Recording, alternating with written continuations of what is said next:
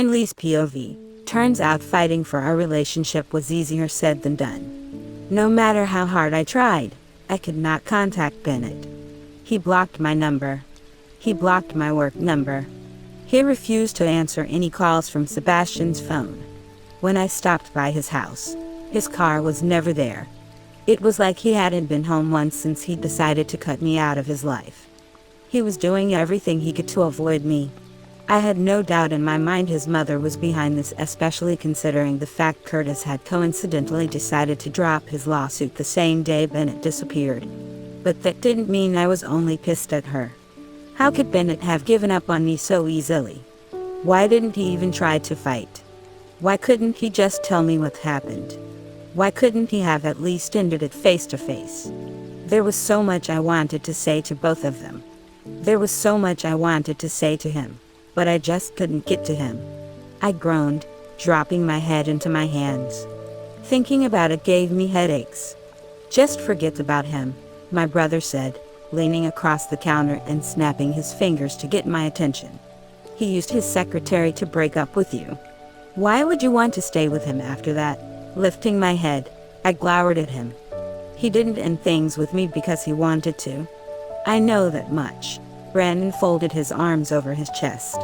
Still, I can't take his side knowing he's doing this to you. Yeah, I'm not sure about this either, Ariana said, wetting her rags so she could clean the espresso machine. I really like Bennett, but I can't understand why he would do this. It's his mother, I said, feeling defensive. She has something over him. It must be bad. He wouldn't do this, Ariana bit her lip. I didn't think he would either, but I just need to talk to him. Brandon and Ariana exchanged glances, but I hunched my shoulders, ignoring them. I knew they were just looking out for me. If this were any other situation, I would have agreed with them. But with Bennett it was different. They didn't understand what Bennett's mother was like. Yet a part of me hated the fact I was making excuses for him. There were definitely better ways of dumping me than this. That part of me didn't think he deserved to have me fighting for our relationship when he didn't want to. How did he even think I would accept this? We may have never officially declared ourselves a couple, but I knew he had to feel something for me. He had to care about me. Which is why I had to talk to him. Just to make sure. If he really wanted me gone, I'd leave. But if he didn't... Oh, Ariana sighed, patting my shoulder. There. I could hook you up with some of my friends from the jail, Brandon offered. Ariana, please take out the trash and make Brandon help you. She giggled and nodded, gesturing for Brandon to follow her into the back room. The best thing about Brandon not having a job yet was having him around to do all the heavy lifting. After the pair went outside, the bells above the door to the store jingled, signaling the arrival of a customer.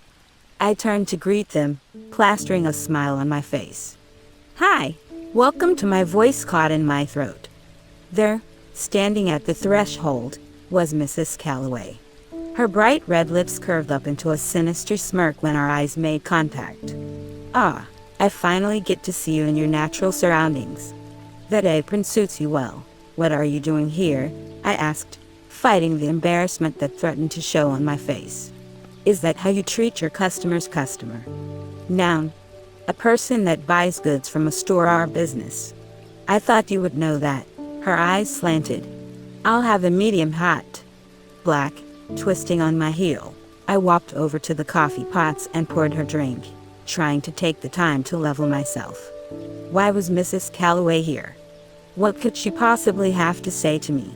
She already got what she wanted. Was she just here to belittle me? I placed her drink on the counter and slid it over to her. Thank you, she said, placing a tin on the counter. You can keep the change. Don't want it, I responded, tendering the transaction and dropping the money on the counter. Have a nice day. She didn't touch the money. I'm not here to patronize you. In fact, I'm here to thank you, I cocked an eyebrow, for what letting Bennett end things cleanly. I'm glad you've come to terms with the fact you two were never supposed to be together to begin with. Oh boy. Here we go. Oh sure, it's my pleasure, I said sweetly. Her smile widened. I see you're taking this far more easily than I thought you would. Then again, I understand that you only dated Bennett for the money he offered you. Did he give you what he promised? If not, I can make up the difference. I told him that if he paid you there wouldn't be any problems. I can tell I was right. He will be glad to know, so that's why he deposited the money. He couldn't really believe that, could he? His mother was just trying to trick me. There was no way Bennett would believe that. Not after how many times I'd had to make it clear I wasn't with him for the money. Excuse me. I'm getting off topic. There's one more reason I came here. She held up a plastic garment bag that I hadn't realized was in her hand. I believe this is yours. Henry must have forgotten it when he cleaned out your belongings from Bennett's house. As far as I was aware, I hadn't left any dresses at Bennett's house. After losing the one he had bought me on our first date, the amount of dresses I owned totaled 0. Still, I took the bag from her. Thanks. I'm surprised at your taste. Yeah, usually I don't spend thousands of dollars on a curtain that goes over my shoulders. Her lips twitched and I felt a twinge of pride. It felt nice to be able to get to her as she could to me. Well, with that, I do believe any business you had with my son is finished. Neither he nor I will be stopping by to see you again. I hope you've had fun with your little break from reality. My whole body tensed in an effort to keep myself from snapping back at her. I knew it was what she wanted. To see that I still had interest from Bennett. This was her trying to test me. It was for her to know whether I would still try and be with him or not. And things would be easier for me if she thought I didn't care. Can't say I'll miss you, I managed. She laughed once, a high-pitched bark of laughter. Your high spirit is remarkable. Perhaps hearing how quickly you moved on will help Bennett adjust. My defiance faded. Before I could respond, she gave me one last simper, showing her back to me as she exited the store. I made a move to chase after her, being stopped only when she crashed into my brother, who was coming back inside. Her coffee dropped, spilling across the hardwood floor. Oh, sorry, Brandon apologized quickly, reaching out to stable her. He froze mid-stretch, recognizing her. You, Mrs. Calloway put her head down, attempting to move past him, but he moved in front of her. Why are you here? Did you come to yell at my sister again? Who are you? He demanded, blocking the exit. Move before I call the cops on you for harassment, I heard her say. Annoyed, I came around the counter, ready to kick her out. I appreciated what Brandon was doing, but it wasn't worth a fight.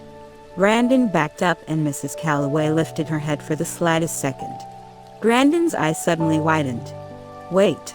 I've seen you before, move, she ordered again, forcibly elbowing him out of the way and hastening out of the store. The door slammed behind her, the bell rattling loudly.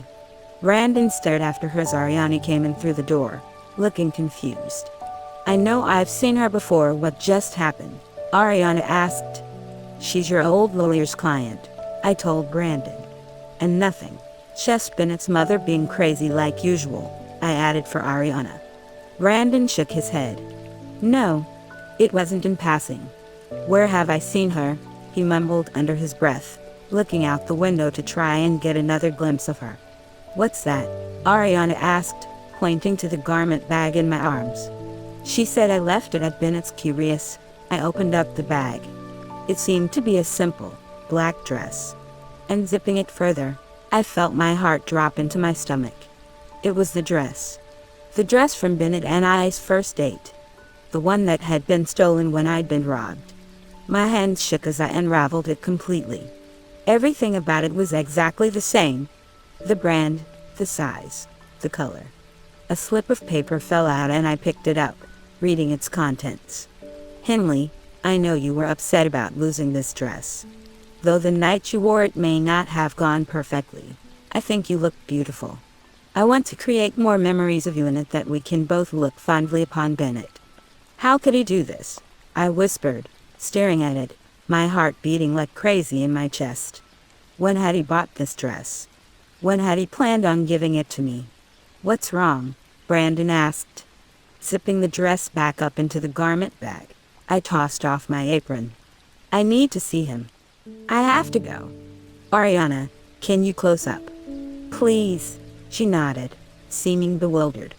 Of course. Where are you going? To his house. Yes. My whole body was trembling. This didn't make any sense. If he was going to end things with me, he wouldn't have bought this dress. Are you going to be okay alone? I'll bring her. My eyes snapped to the door, where Henry stood, hair matted down from the rain that had just started falling.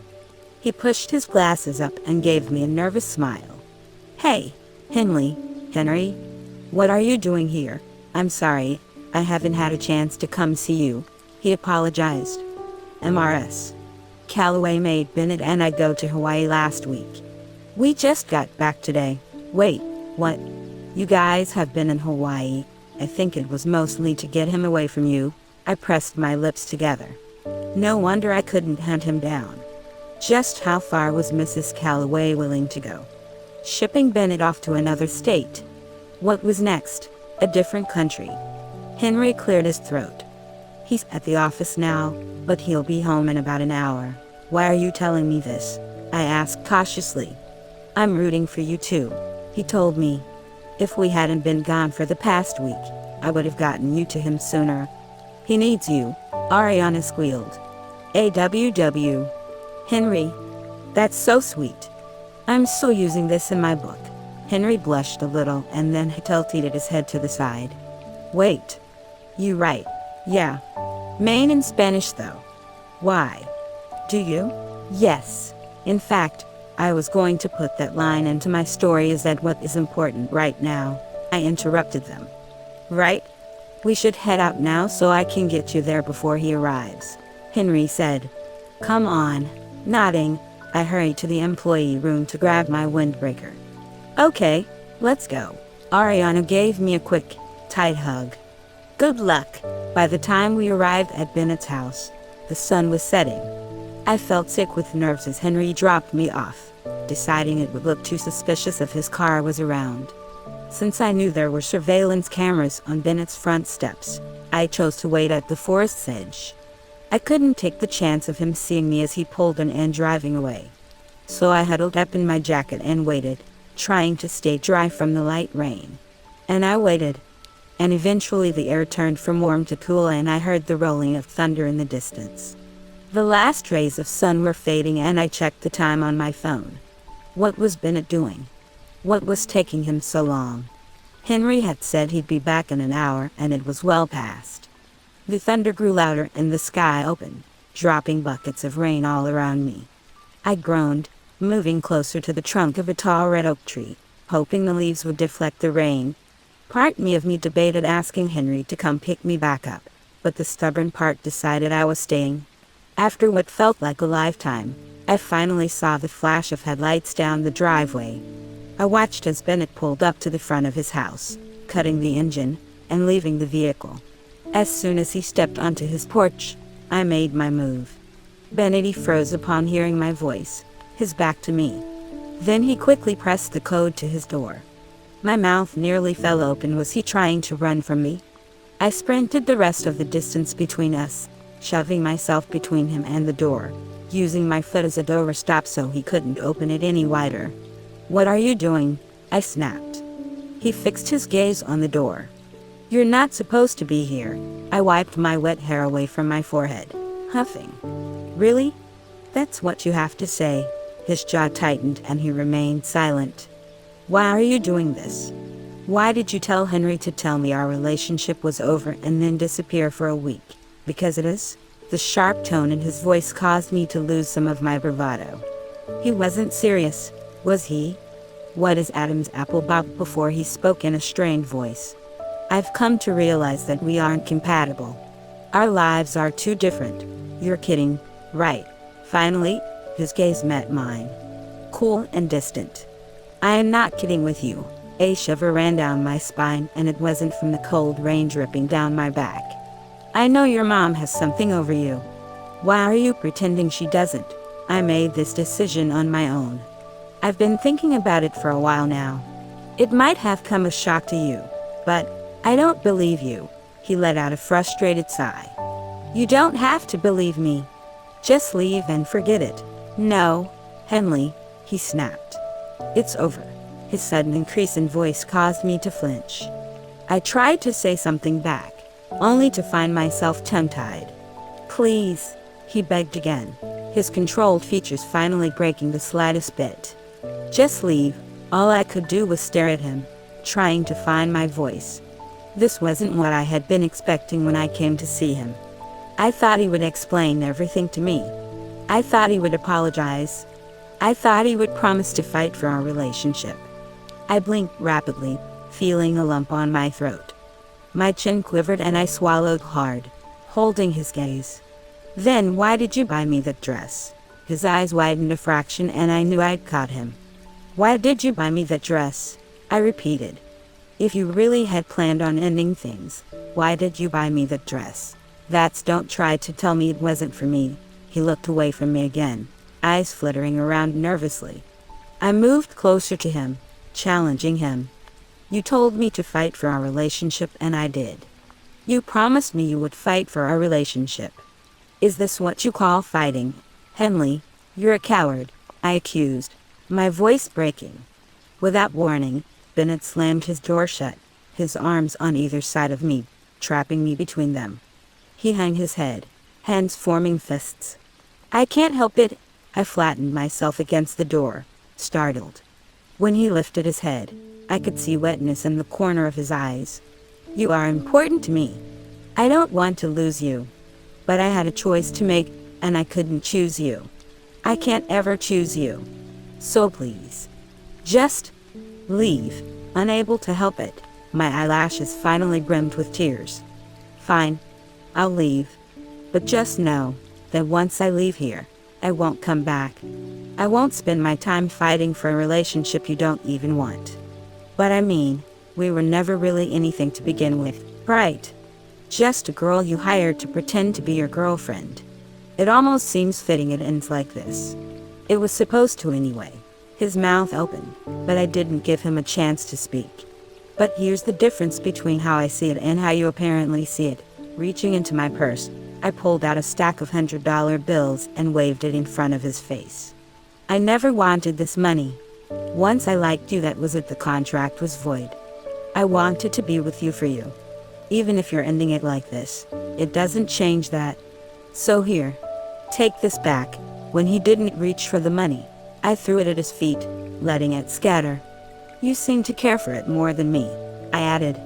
I knew my last comment was low. I knew I didn't even believe it myself. But it was the last thing I could get out before I choked on the lump in my throat. I shoved his arm out of the way, ducking under it so I could escape. It had been a mistake to come here.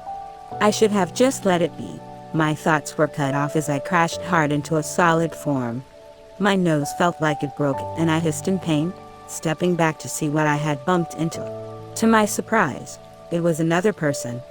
The night had set and I had difficulty discerning the man's face as he hovered over me. Are you okay? He asked, his voice filled with concern.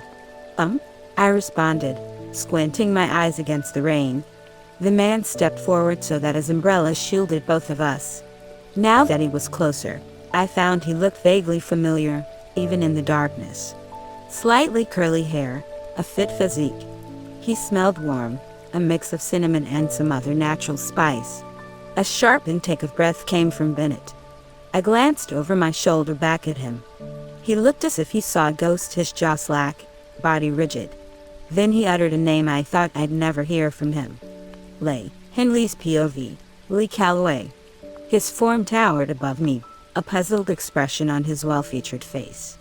Maybe it wasn't right to think this now, but I couldn't believe how handsome he was. He was like some kind of model or Disney prince or something. He shared Bennett's dark hair and green eyes, but Lee's were contrasted by his pale skin. The word angel flitted to mind. This wasn't how I pictured him to look like, mainly because I pictured him in a coffin, but somehow it made sense that he looked like this. It just fit. Lynde Calloway, the angel, who wasn't dead. Are you okay? He asked, his gaze lingering on my face. His question startled me and I quickly brushed some stray tears away, feeling embarrassed. Crying in front of strangers wasn't my thing. especially not my whatever's older brother.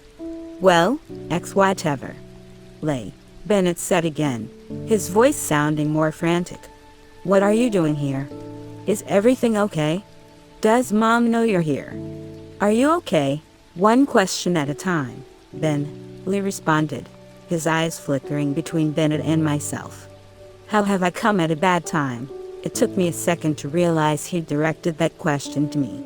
Then I realized my mouth was hanging open and I snapped it shut, shaking my head. I can leave, I sputtered. As if this moment wasn't embarrassing enough.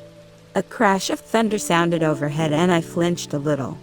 Maybe I should have just had Henry stick around. I didn't want to walk in the rain, but there was absolutely no way I'd wait for him in Bennett's house. He probably wouldn't even let me in. Let me drive you, Lee offered. That's okay if my little brother made you cry. It's the least I can do to make up for him. Come on, he cut me off, placing a hand on my shoulder and guiding me to the passenger side of his car. I glanced over at Bennett, who still stood at his doorway, his sallow face washed out by the porch light. Leaving like this didn't feel right, but he had made it clear there was nothing to discuss. Why would I waste any more of my time when he wasn't willing to talk? Get in, Lee said, opening the door for me. Noticing the leather seats, I hesitated, pulling at the damp shirt that clung to my skin. I'm not worried about my seats if that's what you're thinking, he added, smiling kindly. How were him and Bennett brothers again? Those words would never come from Bennett's mouth. Not wanting to make Lee stand in the rain any longer, I climbed into the car, and he shut the door for me. It crossed my mind that I was getting in the car of a virtual stranger, but there was something about Lee that made me feel like I'd known him my whole life. Unable to help myself, I checked out his car, my mouth nearly dropping when I realized it was a Maserati. I scrambled for the door handle as Lee got in the driver's side. What's wrong? He asked as I pulled on the handle. You drive a Maserati. I can't ruin your seats, I said, doing my best to hold my weight up with my hands anchored on the center console and window ledge so my wet jeans wouldn't touch the foreign leather. He chuckled. You're fine. Don't worry. Sit properly and put on your seatbelt. It didn't feel right to try and argue with him, so I dropped myself onto the leather, apologizing to the seat silently. He turned the key and put his wipers on, heading down Bennett's long driveway. I tried to look back at Bennett, but the rain had gotten heavier and I couldn't see him through the back windshield. Lee adjusted the rear window mirror and I wondered if he was looking too. So you must be Henley, he said when I finally faced forward again. You know who I am. I've heard a lot about you. I'm Lee, by the way, Bennett's older brother, I figured. You two look a lot alike. I'm Henley, which I guess you know already, haha. He glanced at me and smiled again. Now that I was looking at him, it was hard to stop. He was beautiful. It's nice to meet you. As soon as I heard that my little brother got a girlfriend, I wanted to know all about her. I never thought Bennett would find someone who would actually put up with him, I grimaced. Well, it's a long story, I know. I cocked my head to the side questioningly. You know. How? The way everyone acts when your name comes up made me think you were dead. No offense, I added after a second. Was it rude to tell someone you thought they were dead? Lee's smile flattened, his eyes trained on the road ahead. Yes, I'm sure Bennett must have acted that way. It must feel like I'm dead to him. Tonight is the first time I've seen him in a while. The question of why danced on the tip of my tongue, but it wasn't my right to inquire about it, so I kept my mouth shut. I had so many questions now, especially seeing that Lee was actually alive. Why did everyone act like he died? What actually happened to him? But did it even matter anymore? Bennett and I were pretty much over. I'd probably never see Lee again after this. It didn't have anything to do with me. Are you really that surprised to see me? How you keep staring at me, he mentioned, and I realized that yet again, I couldn't break my gaze away from him. My cheeks warmed and I averted my eyes to the road. Sorry, it's okay. Sometimes I have that effect. So there were some similarities between him and Bennett, an attitude. I turned to hide my grin. So did you and Bennett break up? My expression froze. Uh-huh. No way. No way was I having this conversation with Bennett's older brother. I hate to ask you this, but please don't be too mad at Bennett, he continued. Henry told me what's happening.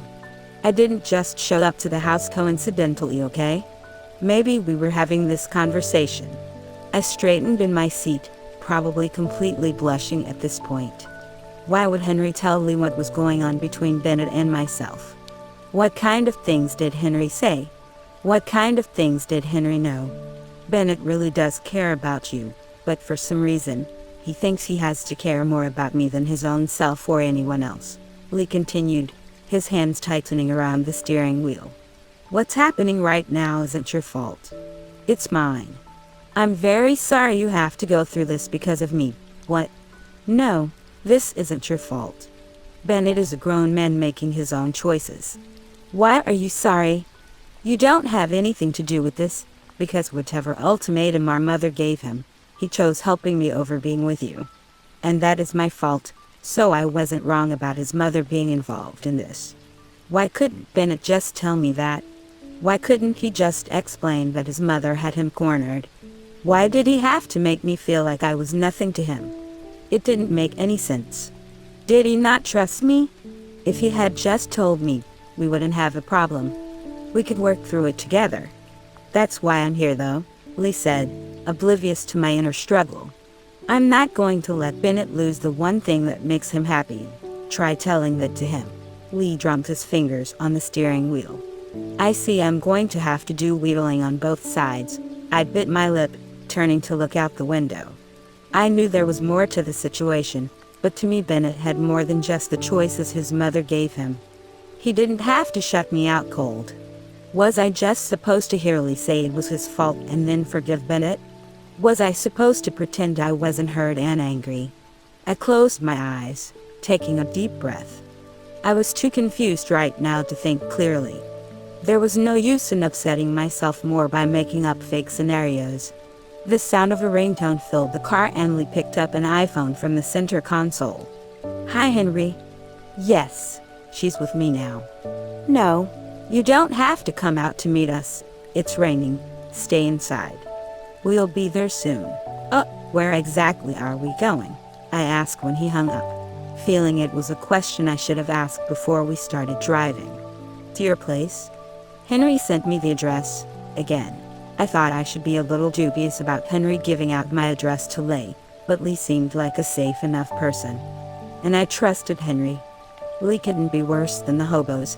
Anyway, when we pulled up to my house, Henry was waiting outside on the porch, despite Lee saying not to.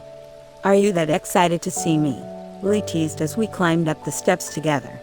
Henry cleared his throat, turning his chin up. It's been a while. It has, Lee agreed, shaking off his umbrella. Still alive. I see. The joke fell short as the happy expression on Henry's face slid off, replaced by a serious one that didn't suit his personality. Lee put his hand on Henry's shoulder. Sorry. I didn't mean anything but... No, I'm sorry, Henry responded, pink returning color to his face.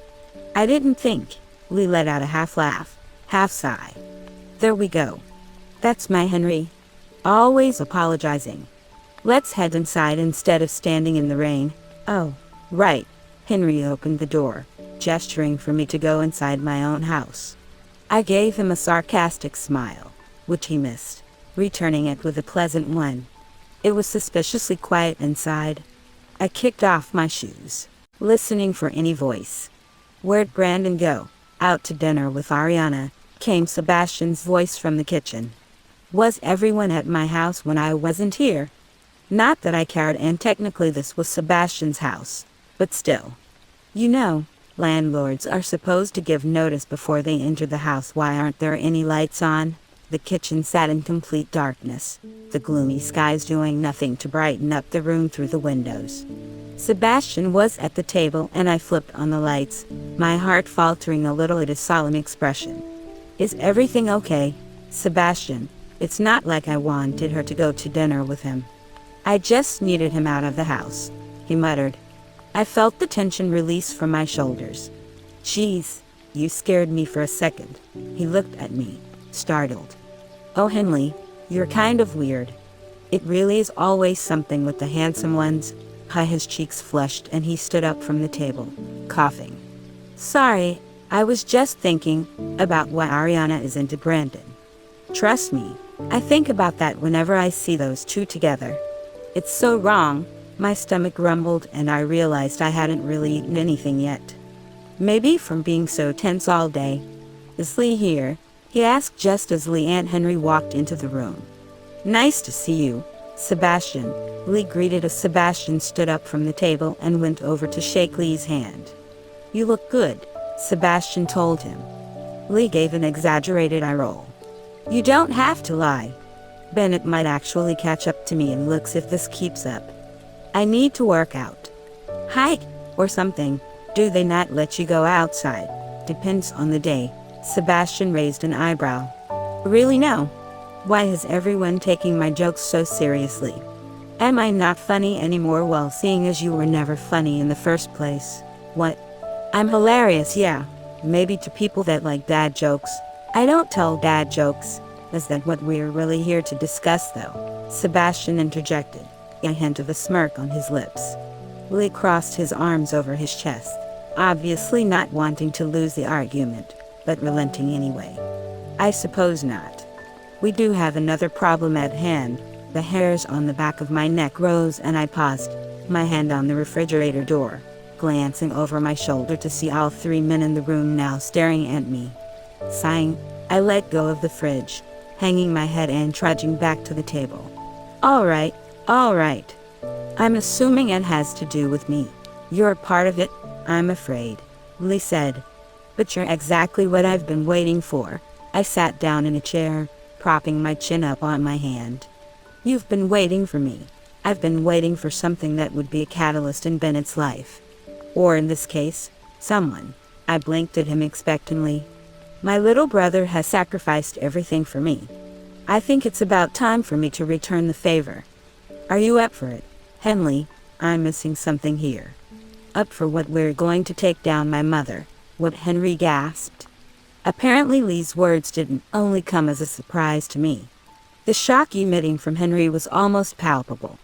Even Sebastian seemed unnerved, leaning over the table toward Lee with his shoulders hunched. What do you mean by that, Lee? I mean exactly that. You don't really think I've been hiding away for all this time just sitting around idly, do you? I won't let what happened to me happen to Bennett. Lee talked confidently and swiftly, as if he'd prepared what he was going to say. I love my mother, but she can't control our lives like this. Bennett deserves his freedom. I deserve my freedom. I feel guilty every day knowing that Bennett is trapped because of me. Are you sure you want to do this? Sebastian asked. I know it sounds strange coming from me, but being forced away from your family and friends for almost a year does that to you. And after hearing what she's been putting Bennett through, I knew I had to do something. I thought she would change after what she went through with me, but I was wrong. I don't understand how she can't see what she's doing is wrong. Why it makes people so. Lee snapped his mouth shut, turning his head away from us. I can't watch Bennett go through what I did. Even in the tense situation, I felt affection for Lee. He really cared about his brother. No wonder Bennett had a tough time when it came to Lee. They were closer than I could ever imagine being to Brandon. But, Lee started again and I refocused myself on him. I need your help for this. Henley. Me? Why? I think I found the person Bennett cares more about than anyone, even me. Who? Lee smiled patiently. I pointed to myself. Me? Yes, you. I doubt that. If he really cared about me more than you, he wouldn't have. Now it was my turn to cut myself off, leaving the rest of my sentence unfinished. He wouldn't have chosen you over me. Lee seemed to understand still, his face softening. I know it feels that way, Henley. But right now it's hard on Bennett. It's hard on me too, I snapped. I'm sorry that he's having a tough time right now, but I've had those times too. Everyone does. But you know what doesn't help? Pushing people away. If anything, you should lean on them more. Instead of not telling me anything, he could just explain the situation so I know what's going on. Instead of breaking up with me, why can't Bennett say, "Hey, Henley, things are hard right now and I could really use some help." The men in front of me looked taken aback at my outburst and I shrunk in my seat, immediately regretting my words.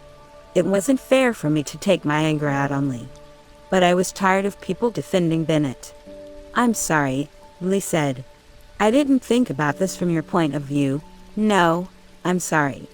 I shouldn't take it out on you. I know you have good intentions. No, it's okay. Now I see how well you suit Bennett. He needs someone to tell him when he's in the wrong.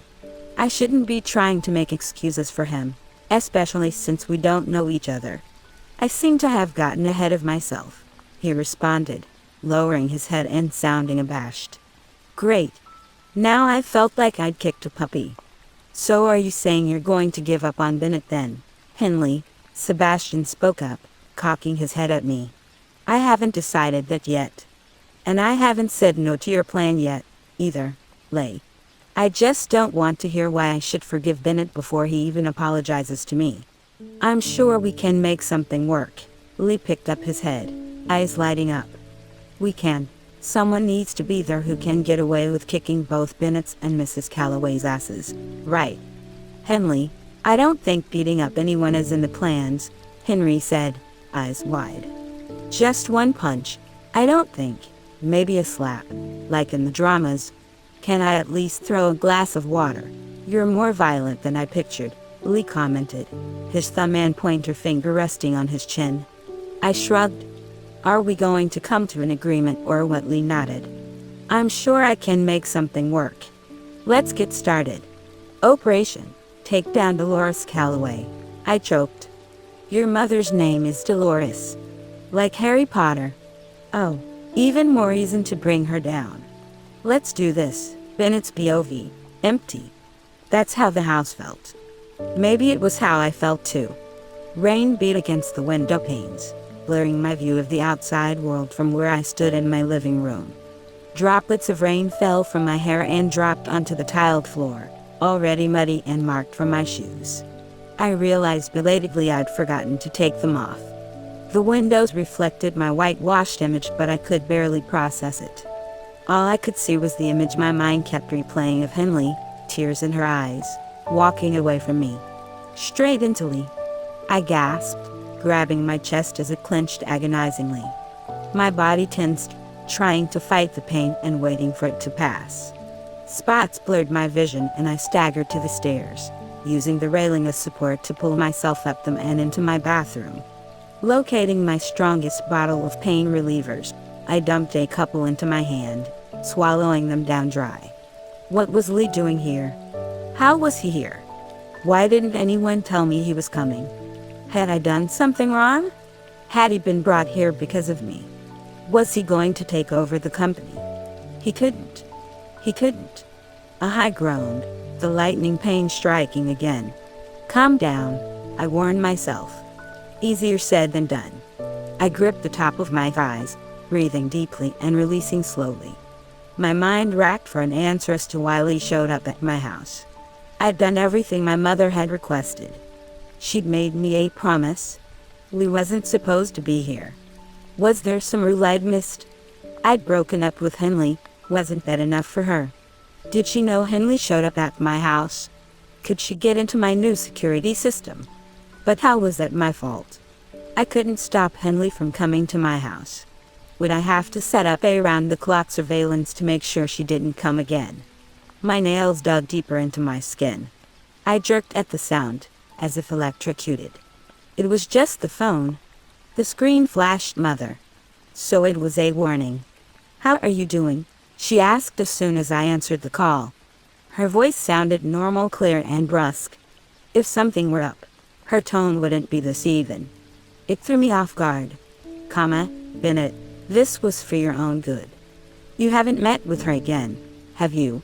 Judging by her question, she didn't know Henley came. Then why had Lee shown up? Did she not know Lee was here? Another surge of panic ran through me. If she didn't know, she couldn't find out. If she knew Lee had come back, I swallowed hard, fighting to keep my voice steady. What do you want? Don't use that tone with me. I'm just calling to check up on you. Your doctor told me you seem to have an issue dealing with stress. I'm thinking it's time for you to get a new doctor. I know my child isn't but deficient. The muscles in my hand quivered as I tightened the grip on the phone. It's anxiety, and that's not a deficiency, she barked out, a laugh. Oh please, Bennett. What in the world could you be anxious over? You. I wanted to shout. Henley. Me. My whole life. Try and compose yourself tonight. Tomorrow you need to be at my house by 5:00 p.m. Why? I have invited Cecil and his daughter over to have dinner with us. You remember Kara, don't you, Bennett? It seems she has taken a liking to you. Be presentable. I'll see you then. Before I could get a word out of my mouth, she hung up on me. I brought back my arm to chuck my phone into anything, catching myself just before I let it go. Instead, I kicked at the sink, groaning between clenched teeth. My eyes caught my reflection in the mirror, bloodshot and hollow.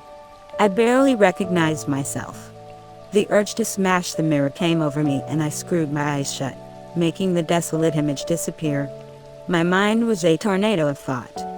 An image: Henley crying, Lee smiling, a woman I barely remembered and could care less about. My mother's threatening words. It was about to burst. I couldn't take it. Henry. If anyone knew what was going on, it would be him. I hit his contact and pressed call, tapping a staccato on the sink. It went straight to voicemail. I called again, receiving the same response. Henry never missed my calls. Changing tactics, I called Sebastian, only to hear a recording of his voice telling me to leave a message as well. I tried a couple more times before switching back to Henry. Nothing. I scrubbed a hand over my face. Something was going on. Something I was willingly being left out of. And it definitely had to do with Lee. I didn't need this. Not now. Nothing was going right for me. Why wasn't anyone here when I needed them the most? Almost by autopilot, I scrolled to Henley's name in my contacts. If I just talked to her, I could calm down and think about this more rationally. She just needed to come over and let me rest in her arms, but she couldn't. I couldn't see her again. I had to. Frilly. Everything was frilly. I didn't want to think anymore.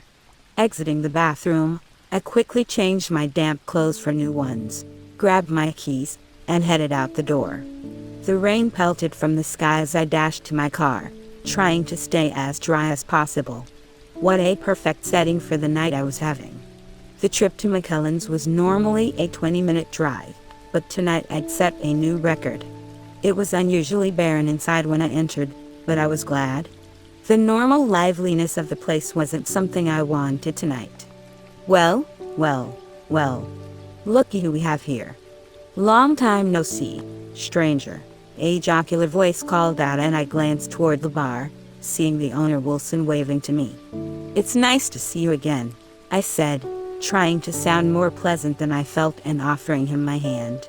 I thought you'd forgotten about me. How about a whiskey sour on the house? Just the whiskey, please. Single malt? Your strongest one, nodding and without asking any questions. He went off to pour my drink. The first sip was harsh and burning and exactly what I wanted. Wilson's eyes burned with unasked questions, but he respectfully held them in. I knew his questions. Where have you been since the accident? Is your brother okay? How could I come back to a place that held so many unpleasant memories? I don't know what drove me to come back tonight, but I was already starting to regret it. I just wanted to be somewhere that felt familiar. It didn't keep the flashbacks away. How'd I let Lee leave, alone and drunk? What if I'd never let him leave at night? Would things be different? Would we be sitting here like we always did on Saturday nights? Or would he have just found another way if I'd stopped him? I knew Wilson had questions that mirrored mine. He'd probably want to know exactly what had happened. But even I didn't know that. My mother said he'd thrown himself in front of the car and I'd never gotten the chance to ask him why. But he was here now. and I couldn't reach him. Or more precisely, no one was letting me reach him. Why?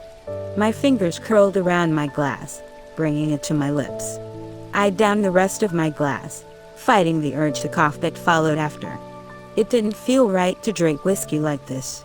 It was supposed to be savored. But right now, I just wanted to stop thinking.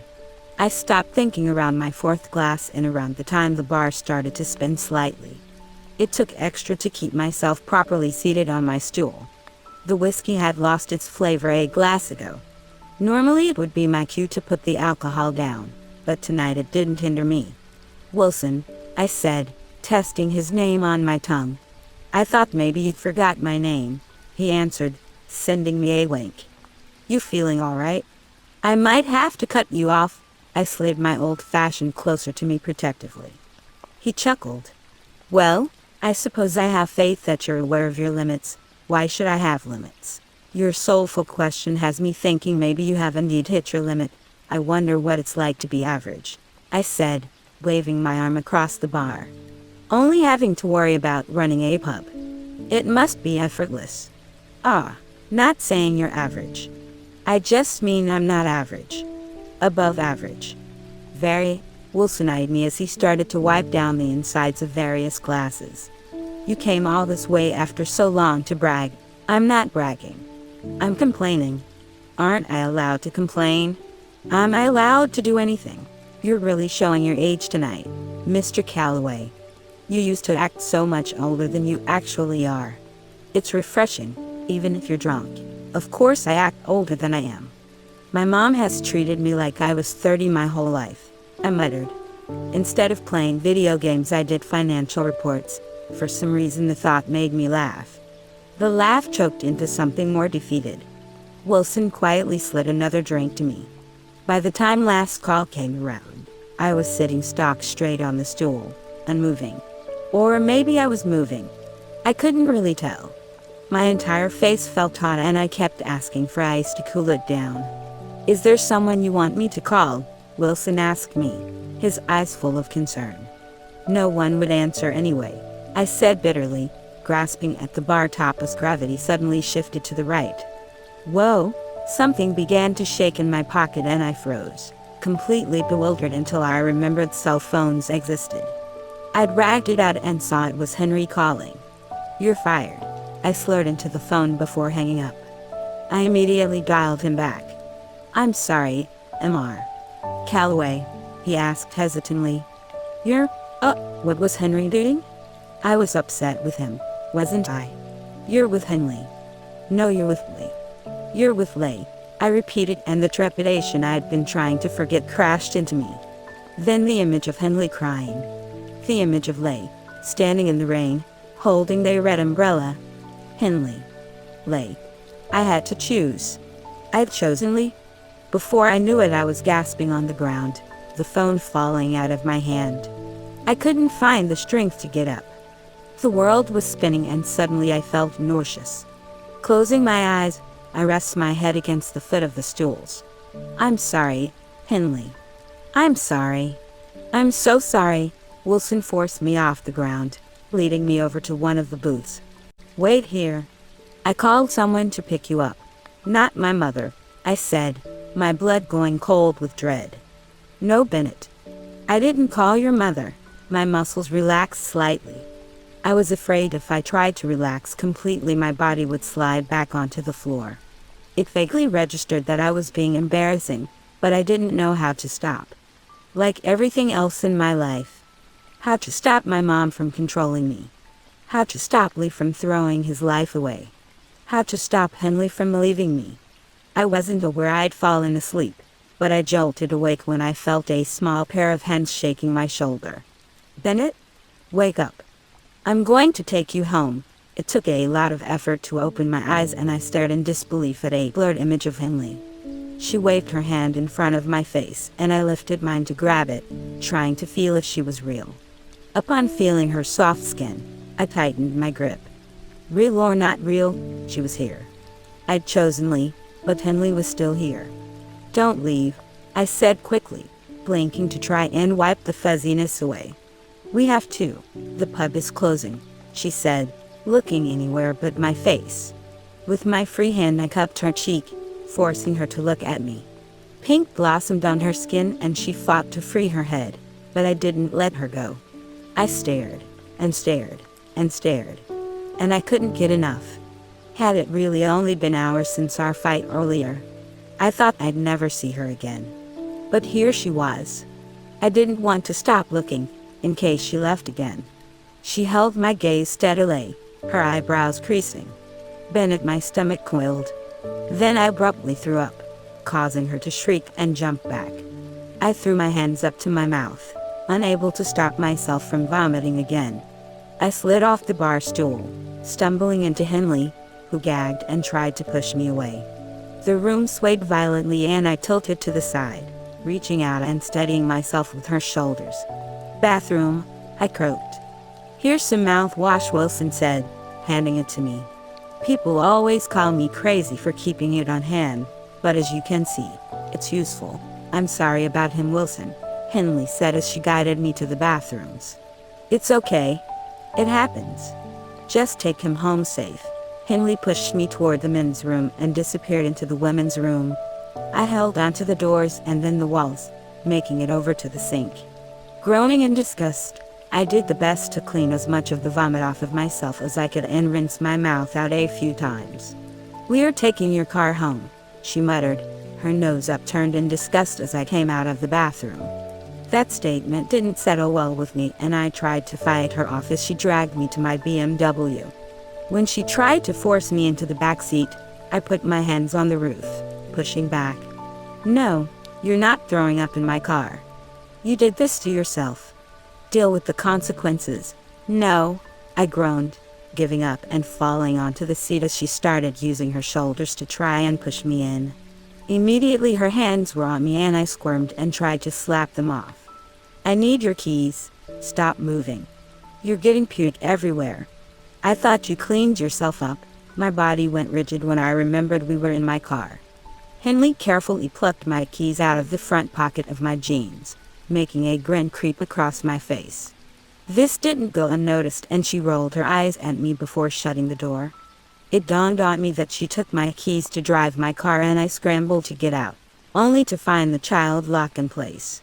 "I've always wondered what it'd be like to drive this. Too bad it smells like puke now," she said as she got into the driver's seat. "Don't crash it." "I won't. Just relax." Fortunately, I didn't worry about her driving because I was too busy trying not to vomit. My BMW was a smooth ride, but the turns were doing horrible things to my stomach.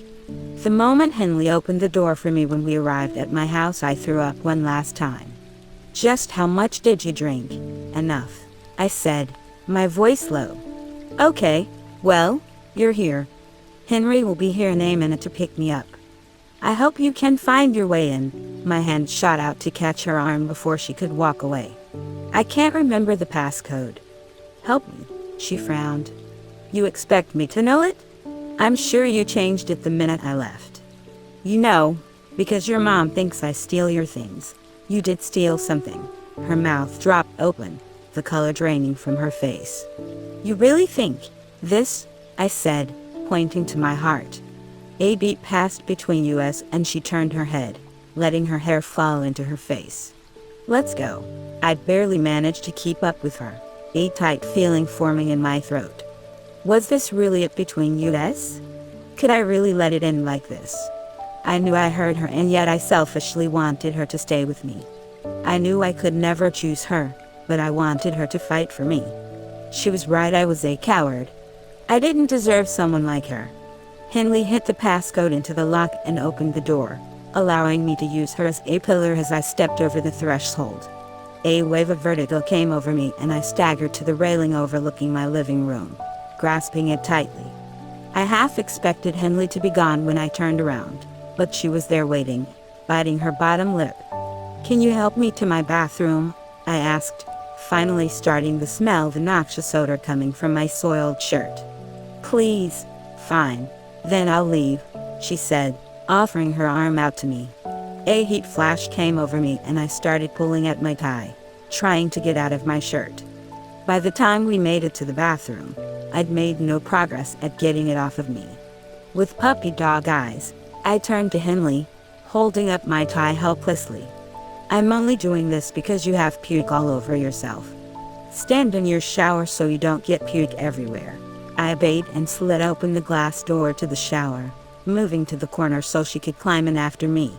She swallowed visibly and reached for my tie, carefully undoing the knot and tossing it to the floor. My pulse raced, beating loudly in my ears as her hand brushed against my neck. I grabbed her hand, bringing it to the buttons of my shirt in a silent question. She let out a soft breath, undoing the highest button on my shirt. Her movements were slow and steady, moving down the line with ease. I tried to control my breathing, aware that my bare chest heaving would give myself away. My eyes stayed glued to her face, but she refused to look at me. When all the buttons were undone, I struggled to pull my arms out, finding difficulty in even that. My motor skills weren't usually this shot when I drank. Tomorrow would be difficult. For the first time, Henley looked up, and I could see she was trying to fight a smile. I could also see how flushed her cheeks were. Was she feeling what I was feeling? She moved closer to me, gently easing my arm out of each sleeve of my button-up. Now my chest was completely bare and she was only inches away from me. Our eyes met and my nerves prickled, distracting thoughts shooting through my mind. Subconsciously, I moved forward, backing her into the opposite corner of the shower. Her tongue darted out between her lips. I felt a shiver run through me, and it wasn't due to the cold. The overwhelming urge to touch her was hard to resist, and I lurched forward, losing my footing as I attempted to lean in. Both of us fell into the side of the shower and Henley cried out in pain, the cry turning to one in shock as cold water fell over both of us. I quickly reached up to turn it off, but overestimated the ability of my muscles, my body too heavy for my drunken self to hold up. The water changed from freezing to scalding, but I didn't even notice, too distracted by the young woman under me. Her eyes were closed and she gripped my forearms, holding them tightly. A heady fuzz filled my mind and all I could focus on was her perfect Cupid's bow, the way her wet shirt clung to her skin, the water that pooled in the hollow of her collarbone. The moment my fingers touched her collarbone, her eyes shot open, wide and glossy. I traced it softly, slowly going lower, toward the curve of her breast, before following the same trail back up to her neck. Her skin was soft and smooth and absolutely perfect. She was perfect. This was the girl I was giving up, this beautiful, headstrong girl who wanted to fight for our relationship when I gave up without a second thought. She was someone I wouldn't deserve even if I lived 100 lifetimes. And yet here she was, helping me when I was inebriated even though I'd broken up with her without a reason. I swiped the pad of my thumb against her bottom lip. "I love you, Henley," longer. Her breathing hitched and I stroked her lip again, holding her gaze, waiting for a response. When none came, I lowered my face to hers, unable to resist kissing her any longer. "Bennett, stop." I immediately backed away and Henley pushed herself up on her elbows, wiping the water away from her face. "No offense, but you recently threw up. You're not kissing me." A burning sensation raced up the back of my neck. How disgusting. I managed to push myself off of her, leaning back against the shower wall. She reached up and turned off the water, pulling at her clothes to keep it from sticking to her skin. "Henry is probably waiting for me. I should go." "No," I told her, attempting to climb to my feet. It took a moment, but I managed it. "You broke up with me, Bennett. I shouldn't have even come here in the first place. I need to go. Didn't you hear what I just told you? You're drunk. You don't know what you're saying." "I meant it, Bennett, please." I shook my head, the anxiety creeping up on me again. "Don't leave. Stay here, please. Make sure you drink a lot of water and take some ibuprofen before you go to bed." "I'll make sure Henry checks on you," she said, keeping her back turned to me. "Goodbye, Bennett." Henley, I tried again, unable to find the strength to go after her as she stepped out of the shower, water dripping off her clothing and onto the floor. "Henley," she didn't stop or look back. I slid down the tiled wall, dropping my head into my hands. Why did this have to happen? Why did I have to be such a coward? If I could just go against my mother, if I could find the courage to go against her. An image of Lee in the hospital bed flashed through my mind. In an instant, my mind went numb. It didn't matter. My mother had played her wild card. I couldn't choose Henley over Lee. I couldn't ever do it. I couldn't do it, and I hated it. I hated myself. Reaching up, I turned the shower back on, letting the water cover the sound of my heartache. Henley's POV. What? This he? Hell? I stared out the window of the car, my heart racing. Bennett's words rang in my ears. I love you, I love you, I love you. Why did he say that? How could he say he loved me when he was the one who broke up with me? Why ask me to stay when a few hours earlier he told me to leave?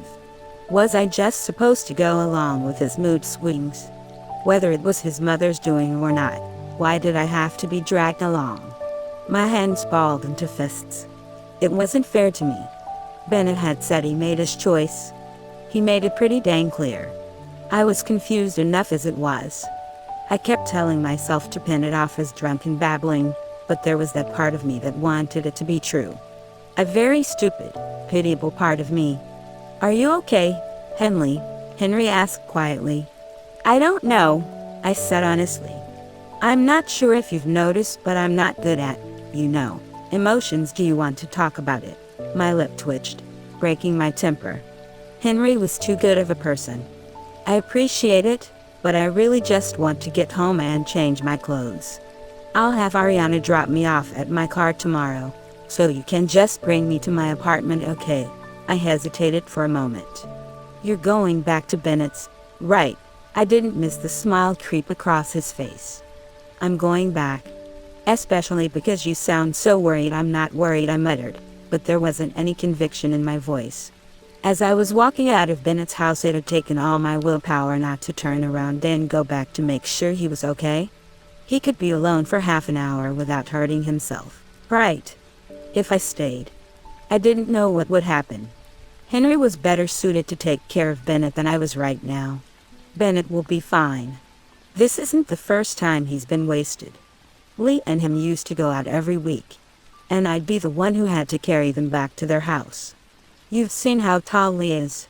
Bennett is a lot easier to handle, I snorted, imaging Henry trying to carry the Calloway brothers.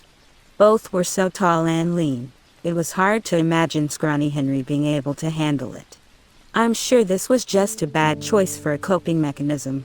Seeing Lee was probably a shock, a thought suddenly hit me. If I thought Lee was dead, maybe did Bennett know Lee was alive? Henry gave me a side glance. Yes, why wouldn't he? The idea of Bennett's mother lying to him about Lee didn't seem too unbelievable. Still, it must have really hurt Bennett if just bringing up Lee's name messed with him. No wonder Sebastian was so adamant about me not mentioning. But then to see him all of a sudden, I couldn't blame him for getting drunk. Their family was so messed up.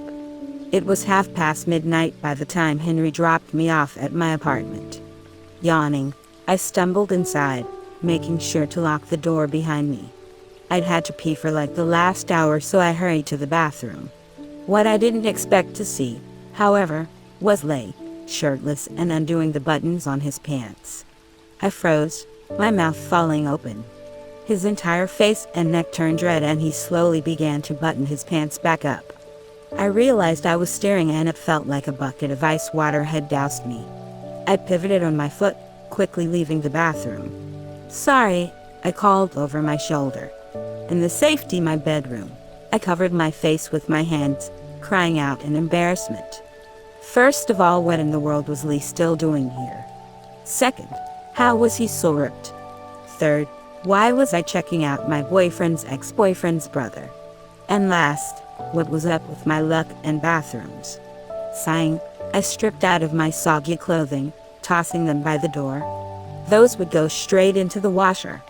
The water from the shower had rinsed them off, but seeing as how vomit was the nastiest thing you could get on your clothing, it was better to be safe than sorry.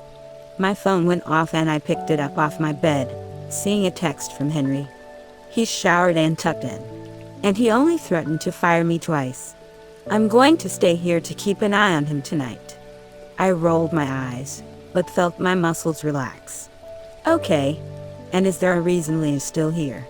His text back was immediate. Brandon said he could stay. I thought he asked you. Brandon? When had he said that? I hadn't even seen the guy all day. Not that it really bothered me, but maybe we could have avoided the bathroom incident if I'd known Lee was here. Another text from Henry fired off. I'm sorry. He doesn't really have any other place to stay. If it's really a hassle, I can drive him out of town to a hotel. No, it's fine. It just surprised me. Get some rest. $10 says Bennett is super cranky tomorrow morning. He generally is. Remembering Lee was indeed here, I figured I shouldn't stand around in my underwear. I managed to throw a t-shirt and pajama shorts on before there was a soft knock on my door. Peeking out, I saw Lee standing there wearing a pair of sweatpants and a t-shirt, looking sheepish. He'd barely dried his hair and droplets fell onto the fabric of his shirt, wetting it. It was striking how much he and Bennett looked alike. Well, he started, unable to meet my gaze. I'm sorry. I didn't know you were here, I blurted out. No, I should apologize. This is your house. You should feel free to use the bathroom whenever you want. I felt my face grow hot. Maybe you should just lock the door next time. Lee's face matched mine. I'll remember that. Still having to pee, I excused myself from the room, happy to have the moment to collect myself. The house was dead quiet and I peeked into the kitchen on the way back to my bedroom. Is my brother here? I asked Lee when I returned. No. Sebastian was the one who spoke to him on the phone. He's out with someone. I'm sorry, I forget who. Probably Ariana, I grimaced inwardly. Poor Sebastian. I wondered if he'd purposely asked Brandon to stay out tonight, even if it meant sending him off with Ariana. Lee leaned against the door, putting his hands into the pockets of his sweatpants. Do you want to talk? I'm sure you have a lot of questions. I do have a lot of questions, I agreed. But I'm not sure if it's right to get information from you rather than Bennett himself. That depends on what your questions are. Well, some of them are about you. Then I'll be happy to answer them. Think of it as my repayment for letting me stay here. I raised an eyebrow. Oh, so you're not paying rent? Lee's expression froze, his eyes widening. Am I supposed to? Heh. He was just as gullible as his brother. I'm just kidding. You're more than welcome to stay here. But why not just stay with Henry or Sebastian? My mother is close friends with Sebastian's parents, so if they found out I was here somehow, she'd find out. And since Henry barely has enough space for himself, I can't intrude on him, and Bennett well. I don't think I'm prepared to face Bennett yet, Lee said with a sad smile. I only went to his house to find you. Bennett wants to see you. I'm sure he does. I'm just too much of a coward to face him. The things he's gone through for me. I wouldn't know what to say to him, Lee admitted, shifting his weight. I wrapped my arms around myself. What was with these two brothers? Both of them had some kind of martyr complex. It was obvious they both cared for each other a lot, but something was keeping them apart. No, not something. Their mother. She uses one to control the other. Guess I found my first question. Why do you let your mother control your life so much?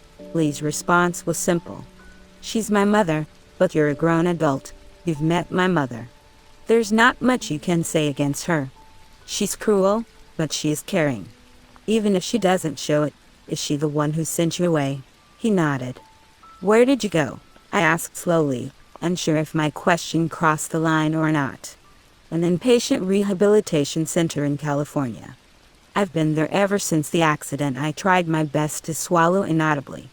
Your accident? He tilted his head to the side and grimaced. Well, I'm sure you know. An intended accident. I barely remember it, to be honest. I know I purposely wrecked the car, but after that, I don't know. I had a pretty bad concussion, so they said there would be some memory loss. I was in the hospital and then shipped across the country to recuperate. And I haven't been invited to come back home. I rocked on the heels of my feet, suddenly feeling uncomfortable. Maybe this was too private to discuss with Lee. I wasn't sure what to say. I'm sorry. I'm glad you're okay. Compared to the situation, those felt like empty, pathetic words. I still remembered when Sebastian admitted that Lee had thrown himself in front of his car. My thoughts paused. Wait. Sebastian said a car had hit Lee that night. But Lee was saying he crashed his car. Did Sebastian not know what actually happened? Or did he lie to me? What reason would he have for lying, though? You don't have to be cautious around me, Lee said, putting a hand on my shoulder. I'm fine now. You don't need to worry. That's not it, I said quickly. Sorry, I just heard something else from Sebastian, about me. Yeah. He, said you threw yourself in front of a car. Sorry for talking about you when you weren't around. Well, you did think I was dead, he said with a hint of a smile. Haha. Sorry, but no, I didn't throw myself in front of a car. His eyebrows pinched. Why would he say that? I definitely remember everything before it happened. I was in my car. I just left the pub. I shook my head. No, maybe I just heard wrong. Sorry, I shouldn't have even questioned it.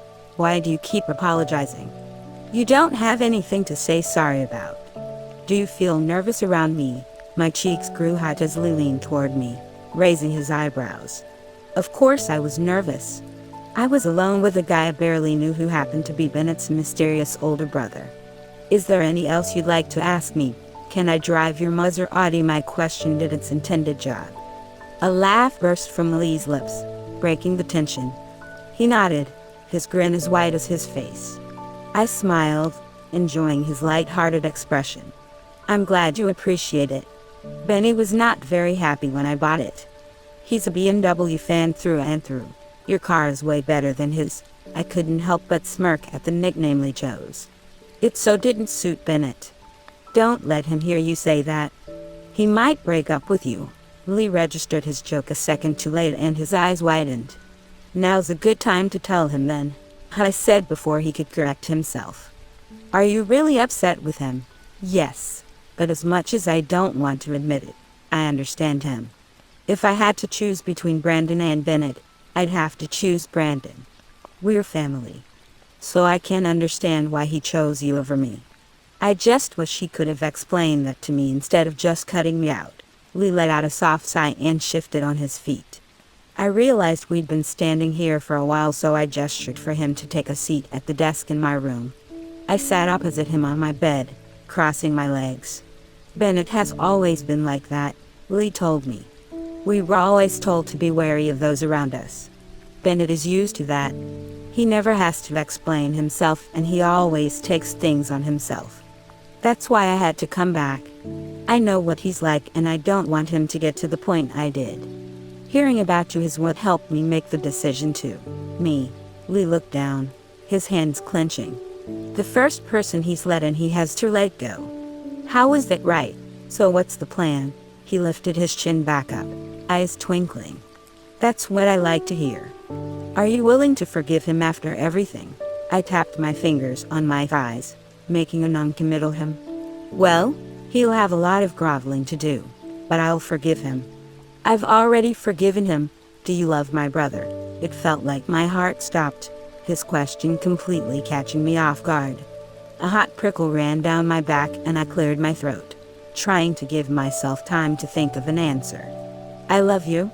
Did he mean it? Or was he just drunk? Did I love him? I wasn't sure. But since I wasn't sure, did that mean I didn't love him? But that didn't sound quite right. Lee chuckled and I turned my attention back to him.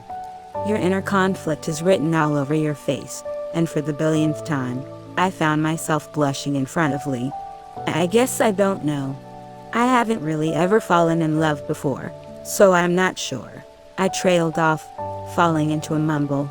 God, I felt like a child. A girl with her first crush. It wasn't too far off, but nonetheless cringeworthy. You'll know, Lee said confidently. I can't give you a definite answer, but when you love someone, you'll know. Don't think about it too much. Love isn't in a rush. I rubbed the back of my neck, biting back a smile. This is too embarrassing to talk about. Let's change the topic. Lee just continued to be mad at me. You feel like an older brother. I am an older brother. Please give my older brother tips on how to be a better one. Well, perhaps I'll become your older brother too someday. My mouth fell a little and Lee winked at me before falling into a fit of laughter. Brothers, Bennett's POV. Be there at 6 o'clock sharp, no later. I've already ordered the flowers, as you apparently couldn't handle that task last time, so you simply have to pick them up. Be polite and courteous. Next week I want to set up dinner with Cecil and his wife, so you better leave a good impression. Kara picked the restaurant, so let her suggest what the best meal is and take her advice. It was hard to focus on my mother's words as I stood in front of my bathroom sink, trying to keep my stomach from twisting and curling and its contents from coming out. My mouth was dry and tasted like old leather, no matter how much water I sucked down. And then there was the headache. I didn't know how I was handling her shrill voice when it felt like Muhammad Ali was having a boxing match with my brain. I couldn't remember the last time I had a hangover this bad. I never wanted to drink again. Are you listening? Yes. Why do you sound like that? Did you go drinking? How did she know these things? A mother's intuition was disturbing. Bennett James, I barely drank anything. I cut her off, rubbing my forehead in hope to alleviate the pain behind my eyes and basically everywhere. Was I a toddler? Why did she always use my middle name? Your relationship with that girl wasn't going anywhere to begin with. I don't know why you're so upset, she sighed, clicking her tongue. Aren't you ashamed? This was not something I wanted to talk about right now. Or ever again. Pulling the phone away from my ear, I inhaled deeply, preparing myself. It's not whatever. That's in the past now. Let's forget about it. Do not show the slightest bit of that disgraceful demeanor you've carried this past week to Kara. You know what will happen if you mess this up. I looked at the ceiling, counting to 3. I'll be there. Don't worry. I have to stop in the office, so I'll be going now. Fine. I'll see you when you get here.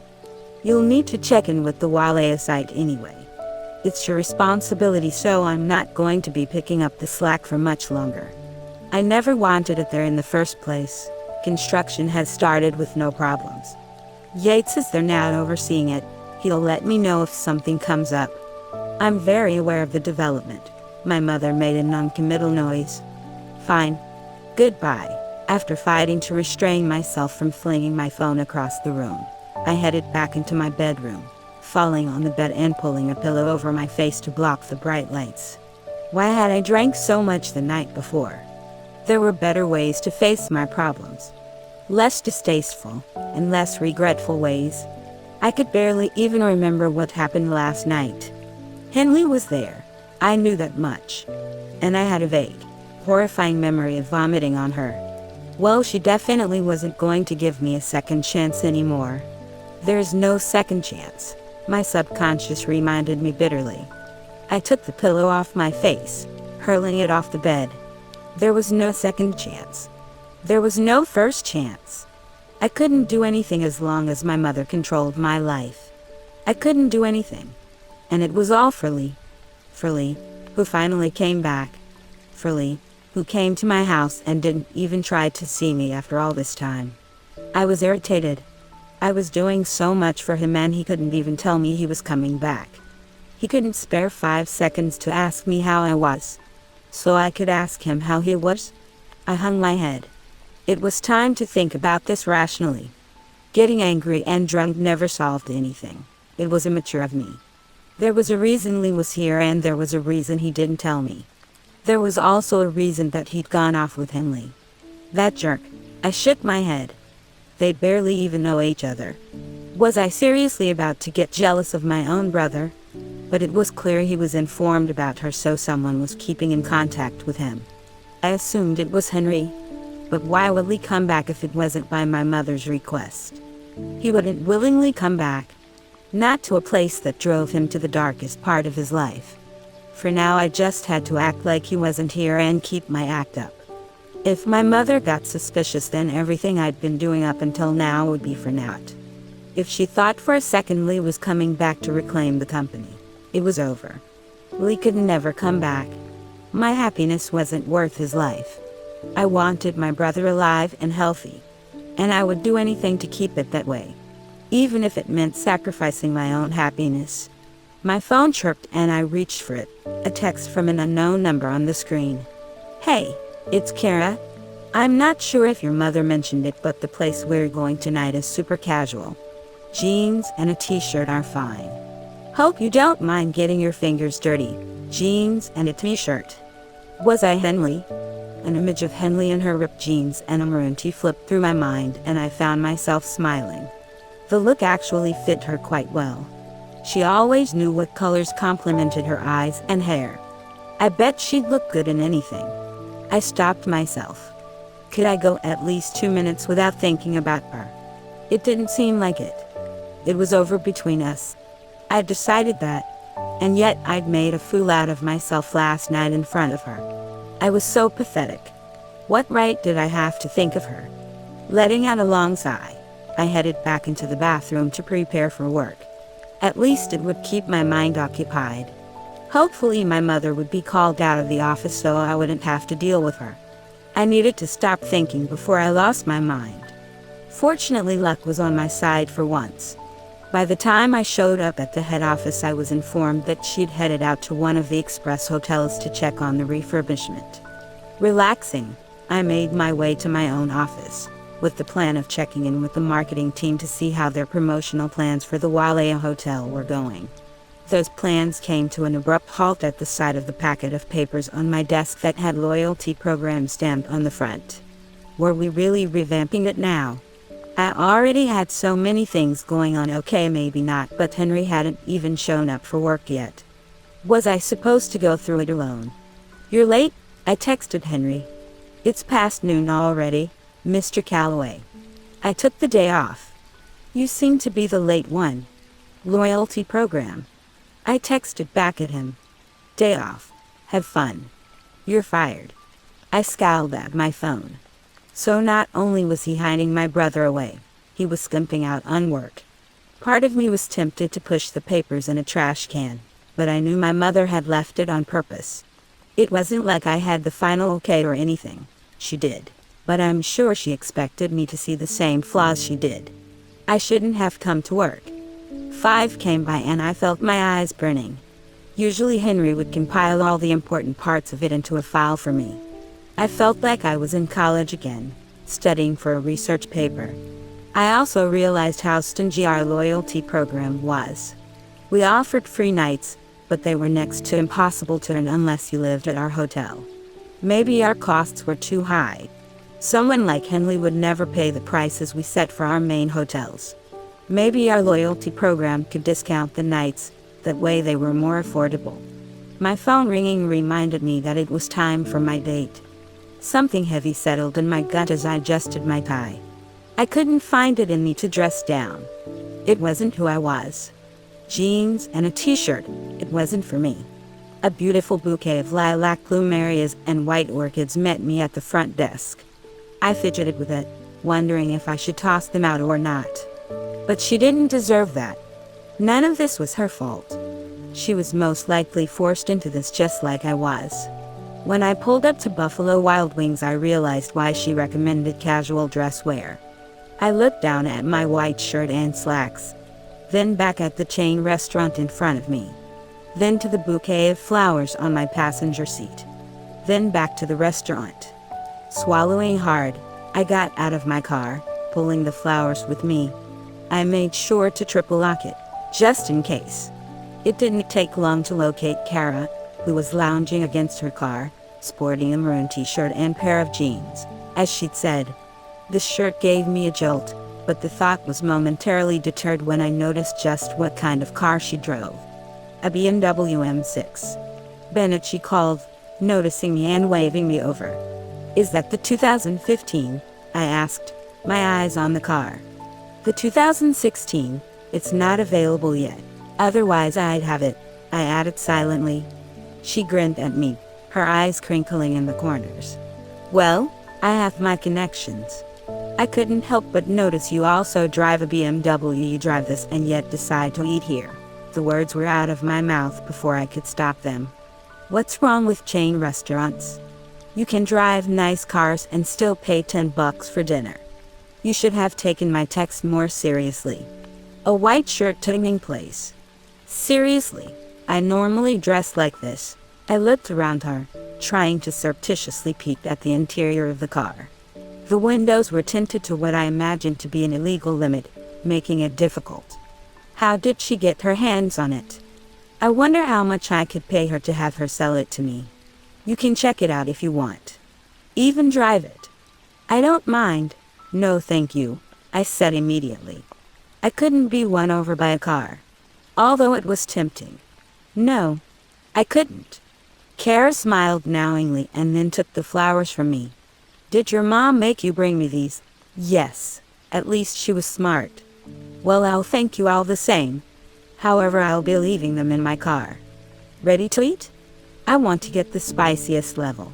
I begrudgingly followed her into the restaurant, immediately assaulted by the smell of the general public and boisterous voices.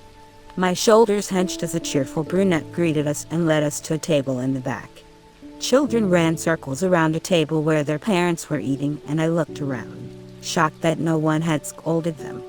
You seem out of place, Kara commented as we sat down, allowing the waitress to pour us water. She gathered her hair together, pulling it into a ponytail and brushing it out of her face. Her features were pleasant, the type that promised her beauty throughout her whole life, even without using the resources to keep on top of everything. Henley was prettier. I don't normally eat chicken wings, I said, meeting her gaze. I needed to put Henley out of my mind. Thinking about her made my throat feel thick. How was she feeling while I was off with some other girl? I figured as much. Excuse me. Kara smirked, leaning toward me, her elbows on the table. You're not interested in me in the slightest, are you? Was I that obvious? I could admit I wasn't trying to impress in any way, but I showed up, didn't I? My mouth suddenly felt dry and I struggled to come up with an appropriate response. If Kara caught on and complained to my mother, things would get ugly very quickly. She giggled, reaching over to pat my hand that I hadn't realized I'd clenched around my glass. Don't panic. I don't want to be here either. Since you so obviously tried to be someone I wouldn't like at our last meeting, I'm trying to be someone you wouldn't like with this one. Hence the chicken wings. I'm not doing so bad, am I? I stared at her incredulously, trying to get a grasp on the situation. She was being forced to be here as well. Why hadn't she mentioned that last time? Maybe she was under the same circumstances as I was now. It's hard to go against someone with wealth and power. Cecil was no amateur, so it'd make sense. Your mother is very intimidating, by the way. And I thought my dad was, Kara said, making everything much more clear. I'm sorry, don't apologize. As long as we both know we don't want to be here, we can work together. Kara nodded, sipping her water. We can pretend to like each other and date so our parents will get off our backs. Don't tell me you haven't done that before uninvited. Memories of Henley flashed through my mind. Our first meeting, our first date, our first kiss. When had it gone from a false front to reality? That moment had been the catalyst that sparked the end. All the pain that came with it, all because I'd suggested that senseless scenario. Maybe I should have never answered her call. Haven't you? She prodded. It didn't end well. I managed to get out. Well, second time's the charm. You just have to be more convincing. We have to set up some guidelines, like a contract. I have to go to the bathroom. Please excuse me. I stood up from the booth so fast my eyes hit the back of the table, causing water to slosh over the edge of our glasses. Once alone in the surprisingly clean, but pungent restroom, I stared at my reflection in the mirror, taking in my pale face. Did Kara know something? Was she making an insinuation? No, it didn't seem that way. This was just a cruel coincidence. The guilt I felt could fill a sea. I couldn't do this to Henley. I knew I had to, but I couldn't. I gripped the edge of the sink tightly, a mental war igniting. One I've had too many times. What I had to do versus what I want to do. One had a perfect streak, I knew it did, and yet every time I hoped it would end. The dejected man in the mirror was someone I hated. After allowing myself a few more moments to calm down, I headed back to our booth. Kara gave me a kind look as I sat back down. She pushed a beer toward me, and I realized I'd been in the bathroom longer than I'd thought. Don't worry about this too much. I promise I won't ruin things on my end. It's tough enough for us as it is, Kara said, nodding toward the beer. The sight of it gave me flashbacks to the previous night, and I shook my head. Sorry. Lately I've been drinking a bit too much. Well, that makes two of us, she said, pulling it toward her and taking a swig. Anyway, we don't have to do anything more than what would satisfy our parents. Maybe once a week we can go somewhere together, like dinner. Well, that too. One day I could take you to where I buy my BMW, she said, winking. I wouldn't mind that, and for the first time all day, I felt my lips curve up into a smile. She beamed back at me. There we go. You've looked so sad this whole time, Bennett. I'm glad I could help you to smile a bit. I just have a lot going on, I understand. That's why I'm hoping you'll agree to my plan. I know your mother is breathing down your back, she's breathing down my back, and I think both of us could relax more if we pretend we're doing as our parents want us to. That way we could be free to do other things. Other things. Karen's cheeks turned pink. Don't take this the wrong way, but I'm already seeing someone. My father doesn't really approve, so. I let out a laugh that sounded more like a sigh. We're more alike than I thought. When I figured you already had someone in your heart. That's why I realized we'd make perfect partners. Oh. As long as she's okay with it, it's too late for me and her. You must not have loved her then. I sat upright, heat flushing my body. What if you love someone too late isn't in your dictionary? There's always time and there's always a way. That's what's great about love. It's not that simple, then make it that simple. Or keep on making excuses. You know how our parents are. Kara's expression softened and she nodded. Yes? And I also fall victim to them from time to time. But for people like us, if you truly love someone, sometimes you have to be prepared to throw everything away. I can't do that. If it weren't for Lee, would I throw away everything though? Just to be with Henley. It was a stupid question. I knew the answer before even asking it. Don't give up, Bennett. I'm guessing there's something else holding you back, but one day whatever that is might let go. And don't you want her to be there for that? Kara had it mixed up. Nothing was holding me back. I was keeping my family safe. Lee wasn't holding me back. Was he? It totally sounds like I'm lecturing you right now. I'm sorry. You just kind of sounded pathetic. No offense. She hesitated, as if realizing she actually did sound offensive. So do we have a deal or not? I could really use your help. Every fiber of my being wanted to say no.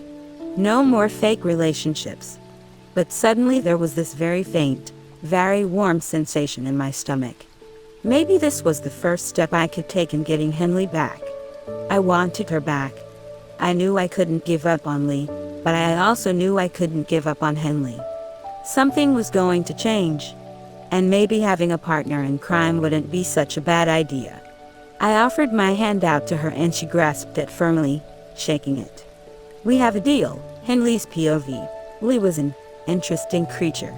I felt like he was exactly the same as Bennett, but also the complete opposite of Bennett as well. A good example of this was the way Lee spoke. Very proper, like Bennett, and very polite, unlike Bennett. The two brothers sometimes used complex and eloquent words a normal person wouldn't, but Lee was much worse than Bennett. He bordered the territory of characters from John Green's books, and it weirded me out. No one spoke like that. No one. Do you consume any vegetables? Was the question that really set me off after only knowing Lee for 24 hours. I had just entered the kitchen and he was stooped down in front of the fridge, eyebrows furrowed. You mean, do I eat any vegetables? What are you? A walking encyclopedia. He cocked his head to the side in a very Bennett-like way. Consume is a synonym for eat, I sighed, gathering my hair and attempting to tie it into a quick braid. Sorry, I just haven't been to the grocery store since I moved in. but I guess since you're staying here for now, we should fill up the fridge. Maybe Brandon can take you whenever he shows back up here." It was noon already and there was no sign from Brandon. I felt like since he got out of jail I was seeing even less of my brother than when he'd been in it. I had no idea what he could be doing. Hanging out with Ariana. She had a job and classes to go to too. "I probably shouldn't leave the house," Lee said, and then looked at me with puppy dog eyes. "Oh, right. I'll go after work then. I'm not sure if Brandon's coming back, so you might be alone for a bit." "Sorry, no, I should apologize. I was dumped on you without much warning. If there's anything you'd like me to do, just say the word. I can help you clean, or cook, or do your laundry." A mental image of Lee in a maid uniform popped into my mind and I vigorously shook my head to rid myself of it. That's all right. Just make yourself at home. Sebastian had someone install the cable and internet already. You can use my laptop if you're bored. I have my own. Thank you though. If you need anything, I'll leave my number. I have it already. Henry gave it to me. Oh, made sense. Henry probably gave Lee my debit card number too. And maybe even social security number. What was next? My hand in marriage. Lee beamed at me radiantly and I realized I couldn't even be irritated by it. "Hey, sis." My heart leapt into my throat as Brandon jumped at me, slinging his arm around my shoulder. Ready to hear the best news you could possibly hear today regarding me and my case? He cut himself off when his gaze landed on Lee. I struggled to get him to release me, as he was slightly obstructing my airway. Brandon, this is Lay." Brandon greeted him, releasing me and jogging up to Lay, clapping him on the shoulder. "Long time no see, dude." Lee smiled, shaking Brandon's hand. "Nice to see you." My eyes nearly bulged out of their sockets. "What? How do you two know each other?" "We met at McAllen's," Brandon told me. "One drunk game of pool turned into one great acquaintanceship. He was my partner during competitions." "Does McAllen still do those?" "You've never mentioned him before." I wasn't aware my little sister needed to know every detail about my life. I blushed, glaring at him. "I don't. I just think it's weird you two know each other. It's quite a small world," Lee said. "It's been a long time since I've been to McAllen's." "Same here. Stuff led to stuff and somehow I got arrested and I've been in the county jail for the past few months," Brandon responded lightly, as if it were an everyday thing. "Arrested?" Brandon shook his head, his forehead crinkling. "It's a long story. The short version of it is that I was accused of a crime I'm 99% sure I didn't commit, but the evidence pointed to me more than anyone else and I was drunk, so it's not like I could defend myself well. And neither could the so-called best lawyer in New York. May I ask what the crime was?" "Apparently I stole a car and crashed it." "Which makes total sense, right? I'd steal a car even though I'd driven my own car there. It's too bad you weren't there with me that night." "I got drunk alone and had no one to vouch for me to the cops." Lee's whole posture had tensed and I tried to shoot a look to my brother to get him to quit talking. I'm sure talking about McAllen's and car crashes brought back some unpleasant memories. But what were the odds that both my brother and Bennett's brother were involved in accidents around McAllen's? You know that feeling of anxiety when you're anxious about something, but can't remember what exactly you're worried about. It makes you feel uneasy and ill all over because you know there's something important you're forgetting, but you just can't remember what it was.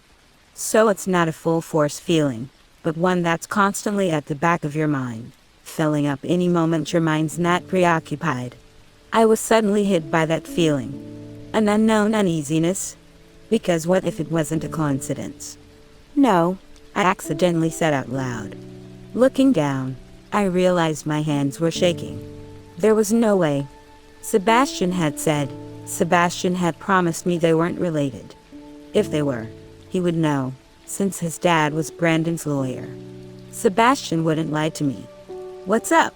Brandon asked, his eyebrows pinched together. "You don't look good. Are you going to throw up?" "There's the sink."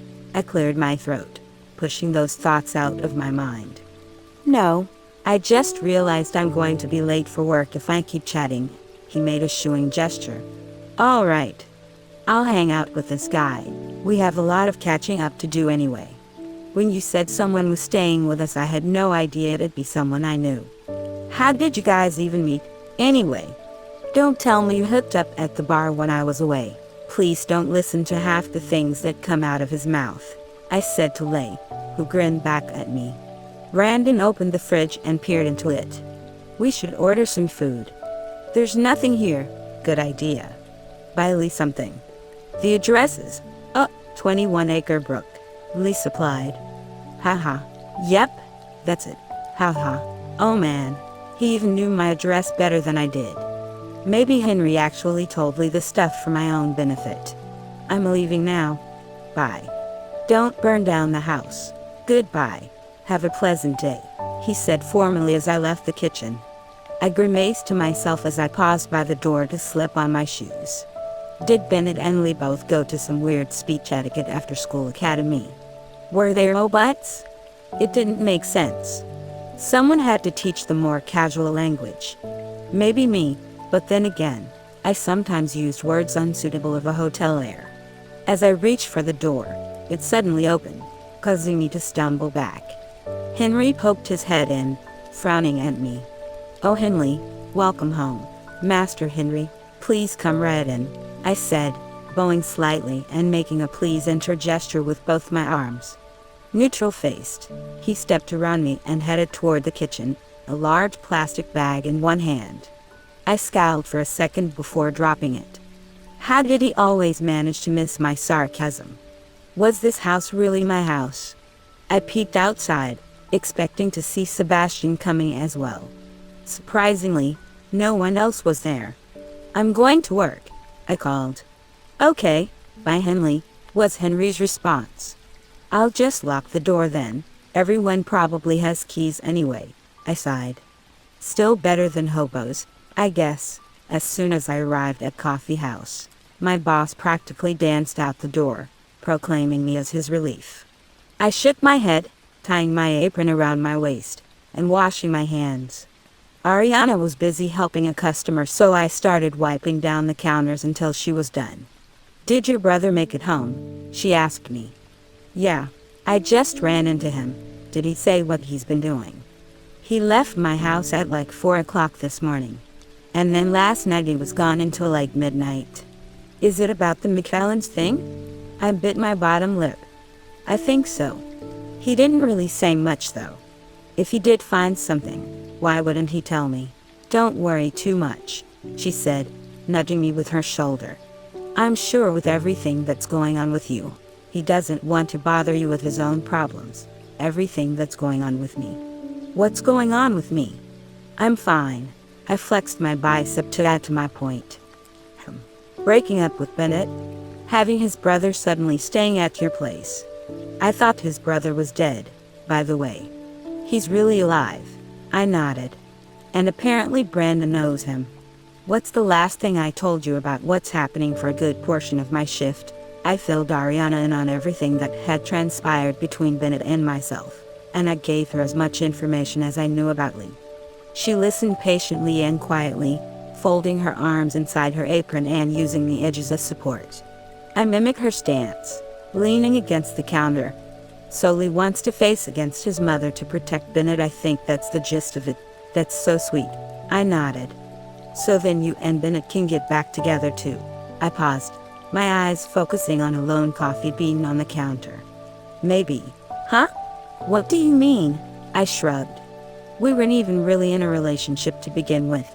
I was just some kind of stepping stone for Bennett. We dated for a reason, and we broke up for a reason.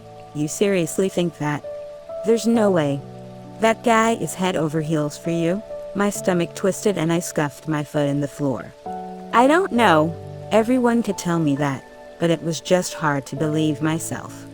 You're probably confused right now because you're hurt. I am fine. Oh, you poor thing, she cooed, swaddling me in her arms. You're so heartbroken you don't even realize it. I struggled to push her off me. Hey, I said I'm fine. Seriously. I'm old enough to realize things I can't control will happen to me. Dude, the bags around your eyes are no joke. How much sleep are you getting? Enough, I mumbled. How did she know? I could barely stay asleep for any amount of time. It had to be due to sleeping in an unfamiliar environment, though. It wasn't because of Bennett. There was no way. Are you eating? You look thinner. There's just no food in the house, I explained. She tutted. You can't fool me. I really am fine, I insisted. He's the one that broke up with me. Why would I waste my time in being upset about that? He can do what he wants. I understand why he had to do it. We just couldn't be together, even if he calls me drunk and tells me he loves me. I didn't have time to play those kinds of games. I wasn't heartbroken. I was realistic. Anger. The second phase of heartbreak. Hang in there, pal. Oh, I didn't even want to think about it. There was too much else going on. Too many people were trying to tell me my own feelings for me to even figure out what they were. Not like it even mattered right now. Even if I wanted to get back with Bennett right now, I couldn't. He probably wouldn't even answer the phone if I called. Not that I would call. Maybe Ariana was right. Maybe I was hurt. Was I hurt? I kept going back and forth with my feelings. There was too much going on and I kept too much to myself. Even I couldn't figure out how I felt. I knew in my heart I was sad, but my mind just rolled with the hints. It was what I was used to. Being disappointed led to being upset, and in a world of mostly disappointments, it was easier to just accept them and move on. A defense. Accept it and move on. I love you. It was hard to hold back a scoff.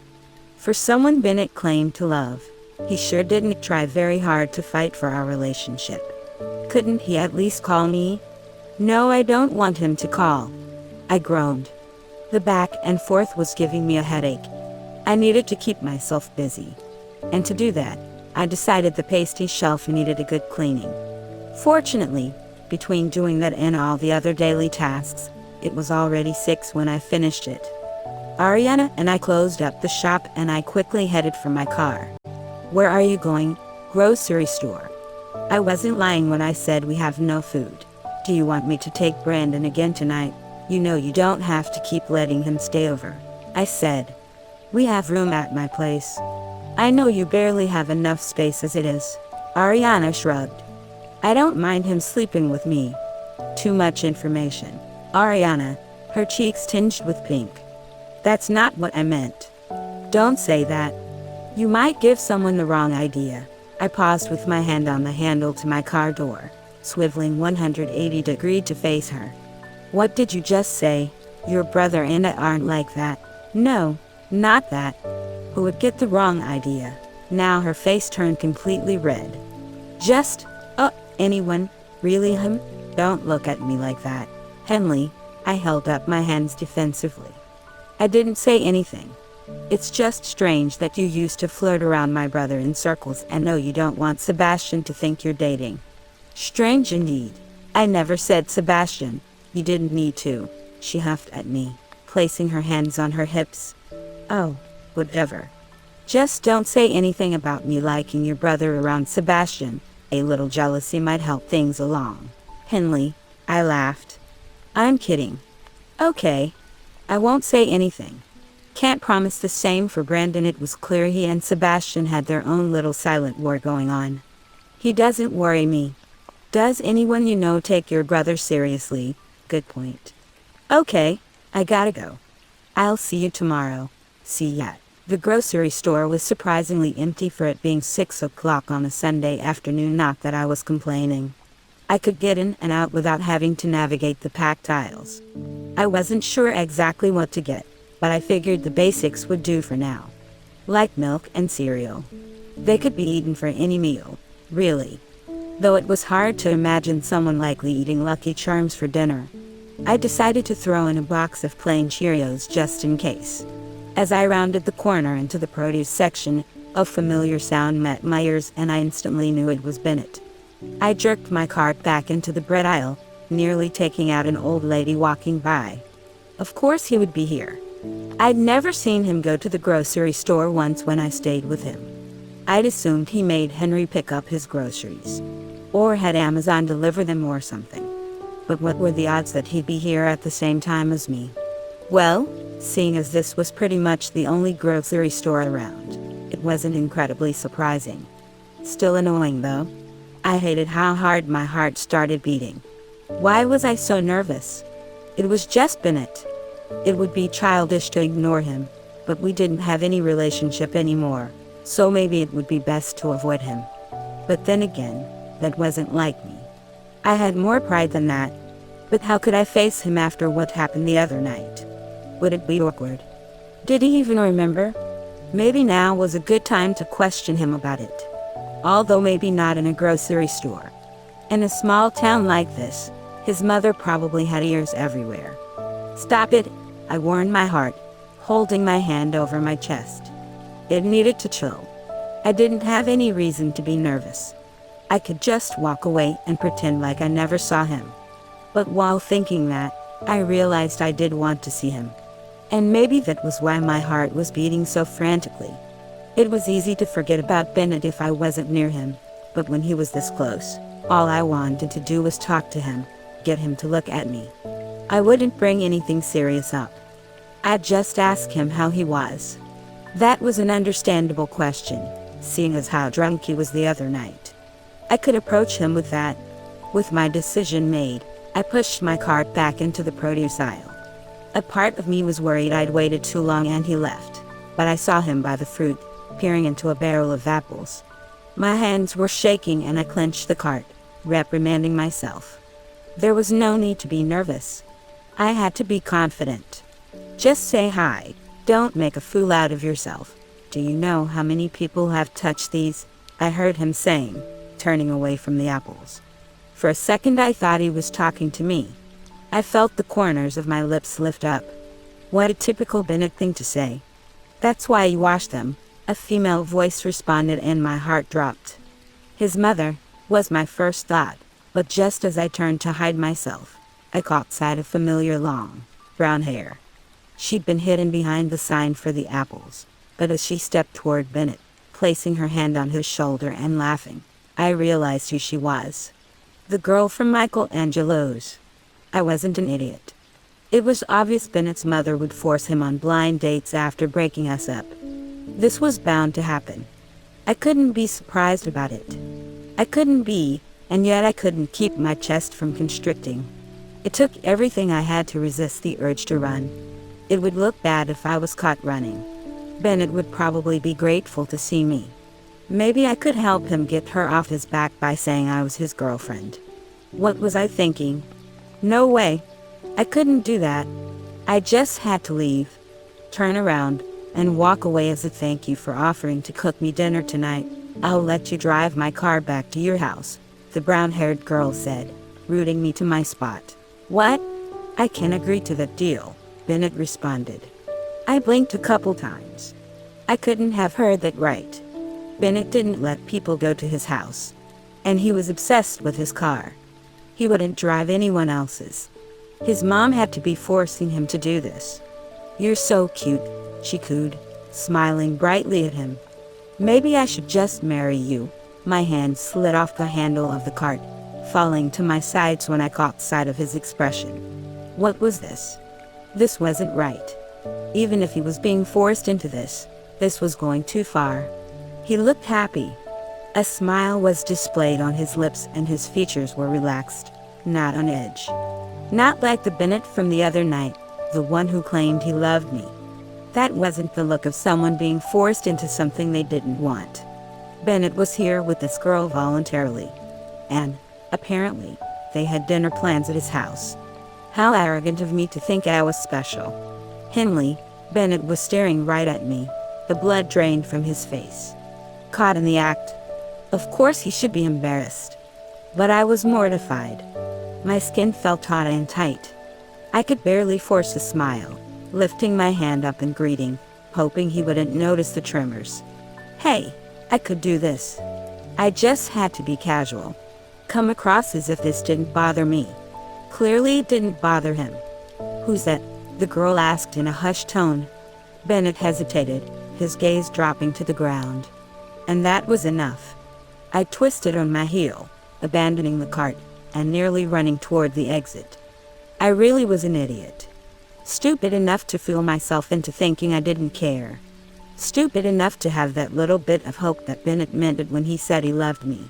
Stupid enough to think after everything settled back down, we could get back together. Stupid enough to not realize just how I felt about Bennett.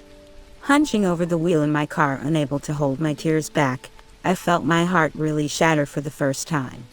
I loved him, but it was too late. Henley, forget the plan. Lee jumped at the sound of my voice, clearly startled by my outburst. He turned to look at, placing a hand over his chest. Henley, you scared me. My phone vibrated in my hand for the 1000th time and I clenched it, resisting the urge to hurl it across the room. I know you want my help, but I think Bennett is perfectly content with how things are. I highly doubt I'll be a motivating factor for him to want to change anything in his life. He studied my face for a moment, eyebrows knitting in concern. Are you okay? What wrong? Everyone is wrong. All I hear from them is how much Bennett cares about me. But if he cares so much about me, why break up with me just because his mom said so? There's more to it. I tried to be understanding. I know his reasons. But the more he leaves me out, the harder it is. Why should I wait for him? Why do I have to watch him with some other woman and remain silent? Why is it on me to understand how he feels? Is he trying to understand me? He's decided he can't be with me, but he still cares about me, so I have to be the one to wait for him.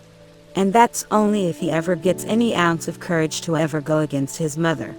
Which, newsflash, that's unlikely, because Lee placed a hand on my shoulder, giving me a soft look, and effectively silencing me. My chest rose and fell rapidly and I felt embarrassed for getting so worked up in front of him. I'm sorry, Henley. You have every right to feel that way. It seems I myself might have asked you to consider his feelings before your own.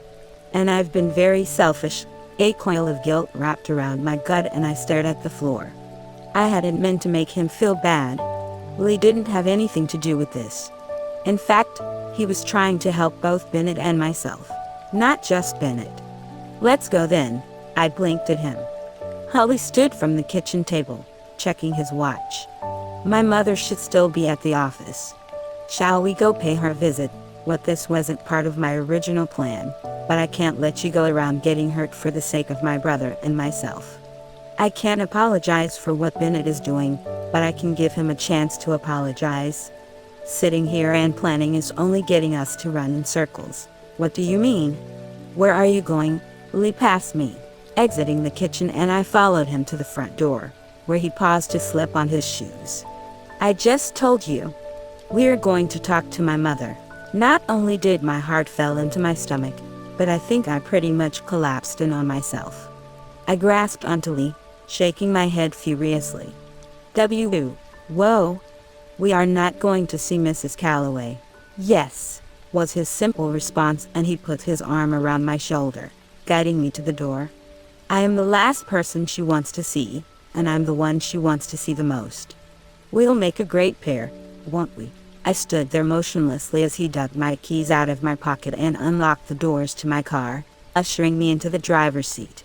After climbing into the passenger seat, he stuck the keys in the ignition and twisted them. I attempted to shut the car back off, but he batted my hand away. Henley, he said, lips pulling into a deep frown. What are we going to get out of doing this? A step forward. I told you already I plan on taking down my mother, but there was only so much information I could get while being so far away. Things will move faster if I can get back into the company. One thing is all we need. One thing to convince the board to terminate my mother. Like kill her? No, fire her. He gave me a quizzical look. Yes, that does make more sense, doesn't it? Ha. You're quite cute. I blushed a little. What do you plan on doing once we get there? I'm going to meet with my mother. I have no doubt she'll try sending me back to California immediately, but she doesn't have the same hold over me as she used to.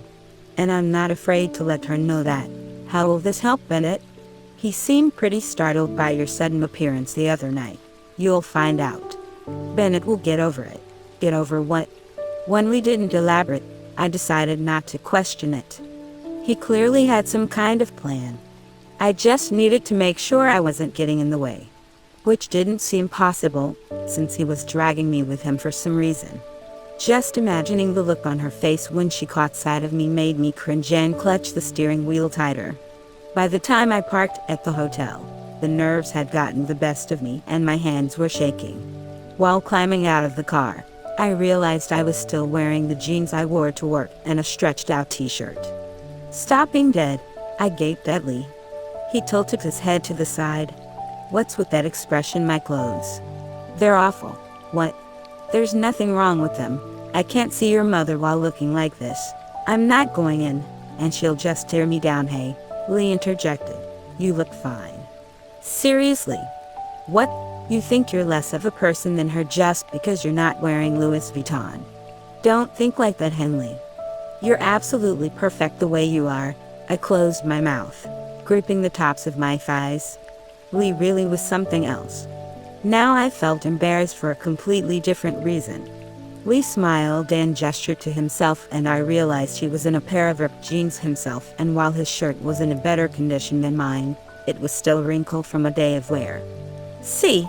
I nodded, keeping my eyes glued to the pavement. "Geez, I must look like the most self-conscious person on the earth. You'd have to beat me out for that title." "You? We all have our insecurities. We can't let other people make more of them for us." I looked up to see him smiling handsomely at me. "You're pretty good with words, aren't you?" "It's because I'm a walking thesaurus," he said with a laugh, gesturing me to follow him to the front door of the hotel.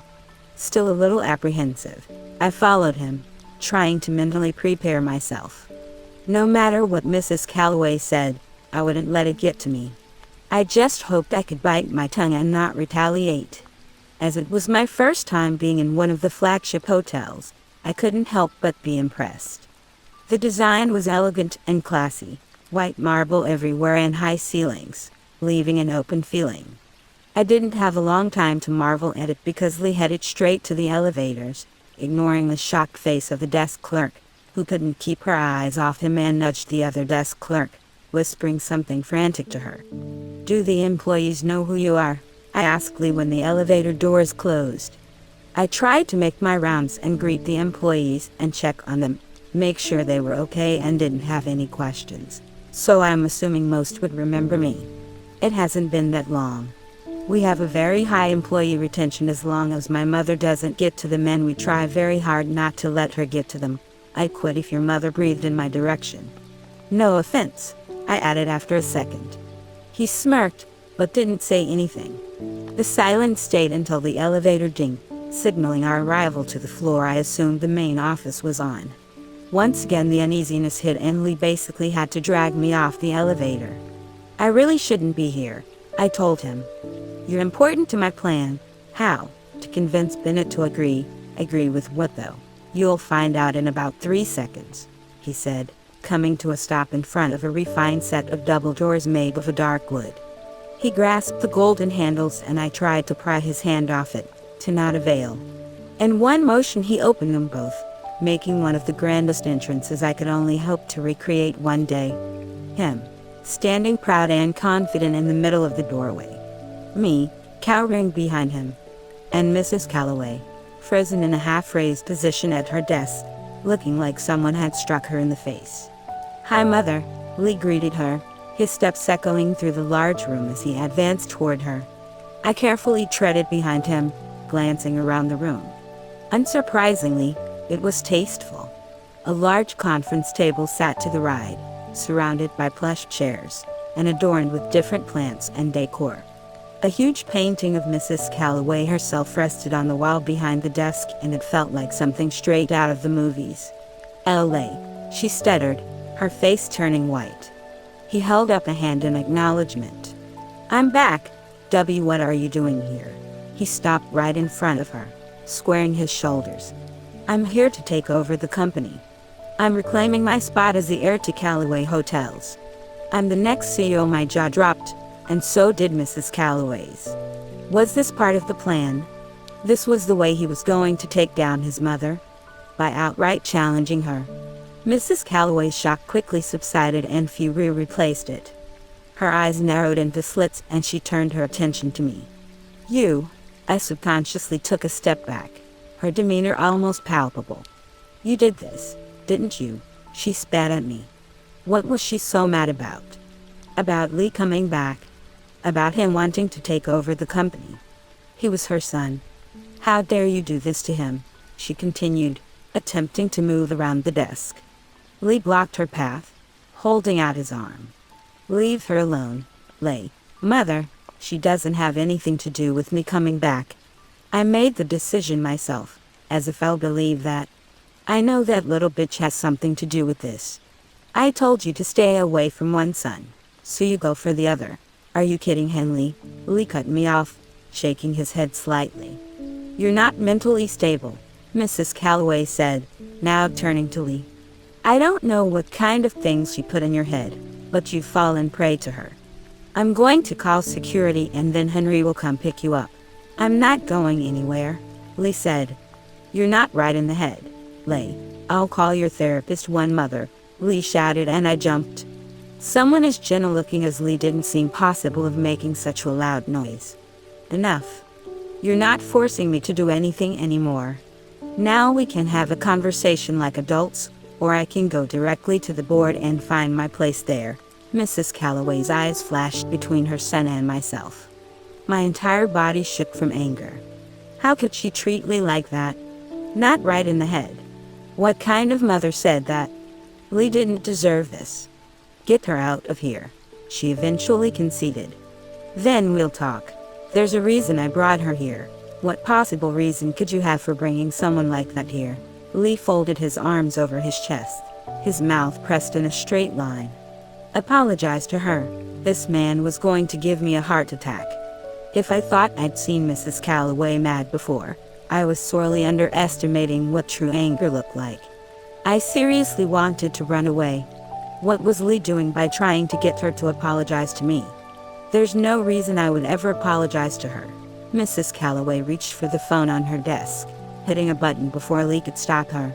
Get out, she said to me again. Security is on their way. I glanced at Lee, who gave a deep sigh. Henley, wait for me outside. I'll be right out, without needing to be told twice. I twisted on my heel and hurried out of the room. As I was stepping out, two beefy guys in black suits barreled past me. I quickened my pace, hoping to get to the elevator before those two realized I was the reason they were called upon. I pretty much ran around the corner of the hallway, crashing into someone and sending us both tumbling to the floor. My head knocked hard against their jaw and we both groaned. Pushing myself off, I realized it was a brunette girl wearing a long black dress that probably had dust all over it now. Well, maybe not. I'm sure they vacuumed the floors here every other minute to keep it clean. Still. I'm sorry, I said, offering my hand to help her up. No, I'm sorry too, a familiar feminine voice answered, and my heart sunk in my chest. I'm not really used to wearing heels. Brown eyes burned into mine as Bennett's blind date grinned at me. She must have recognized me too somehow, because the smile dropped as recognition dawned on her face. Oh, Kara. What happened? A jolt of electricity went through me. Oh, I so didn't need this right now. Bennett came to a stop in front of us, his face white as ash. I quickly retracted my hand, putting my head down, and maneuvering around the pair. When I reached the elevator door, I pressed both the down and up buttons as many times as I could. I didn't care where I went, I just needed to be off this floor. Fortunately, it came a few seconds later and I quickly got in it, hitting the close button, feeling a little bit of relief. Which only lasted 1 second, as a hand shot in and stopped the doors from closing immediately. I braced myself, but felt at a complete loss as the brunette girl stepped into the elevator, not Bennett. The door shut and I was efficiently trapped with her. Her long brunette hair was a mess and it was clear she had run after me by her slightly heavy breathing. Damn, you have some long legs, she wheezed. I stared at her, swallowing hard. You're Henley, aren't you? Oh, I'm Karen, she said, holding out her hand. I've heard a lot about you. It's nice to meet you. I didn't move. She smiled, holding her hand out a little further. Don't look at me like that. I'm not trying to steal your man. Don't you know our parents are forcing us to date? You could just say no. Really, you don't have to worry about me. We're just pretending. I know it's hard to understand, no offense, but I don't know you. And I don't want to hear your reasoning. Bennett is his own person and can make his own choices. I'm gay, she interjected. I don't like guys. My next words died on my tongue and I stood there, open-mouthed like an idiot. How I don't look so surprised. That's not. No, I stuttered, feeling my cheeks turn red. Are you less mad at me now? I can promise you I'm not trying to steal Bennett away from you. We're just helping each other out. I really expected him to tell you, but judging by your reaction earlier, he hasn't yet. So I decided to do it. The elevator reached the next floor and a man in a business suit tried to get in, but Kara pushed him back out and hit the close button and then pressed a bunch of floor numbers. I shuffled my feet, my whole body tingling in embarrassment. I'm sorry I misjudged you, I finally said. It's okay. I get jealous too. Why are you helping him out? We're helping each other out. He has someone he cares about and I do too. But both our parents are exerting their power onto us. This is the best way we can get extra time to figure things out. I'm sorry for asking your boyfriend to do this for me, but I really needed help. He's not my boyfriend anymore, she pursed her lips at me. Oh please. Not you too. Things always have a way of working out. Don't you know that? Just hang in there. I bit my lower lip. So Bennett wasn't over me. And he wasn't going on blind dates happily. I just misjudged the situation. Ask me anything you need to feel better, she continued, pushing a lock of hair behind her ear. I want you to feel comfortable with this. Well, as comfortable as you can be. I know it's hard to see the person you love with someone else. Even if she's not into dudes, how come you're doing this for me? Because when I think how my girlfriend feels and know you're in the same situation, it's what I would want someone to do for my girlfriend. I felt a lump form in my throat and I swallowed hard, nodding. I'd seriously misjudged everything, including this girl. Jealousy really did turn people ugly. I needed to work on that. Do you feel better now? Yeah, I admitted, feeling myself smiling shyly. Thank you. And now that you've done your favor, I'll do one. Are you guys on your way to see Mrs. Calloway? She made a stank face. Unfortunately, this caused me to laugh. That's my reaction too. Anyway, I highly suggest not going to talk to her right now. You might not make it out alive. What happened? The short version. Bennett's older brother came back and told her he's taking over the company and I think rebelled against her for the first time in his life. She covered her mouth with her hand. Oh shit indeed.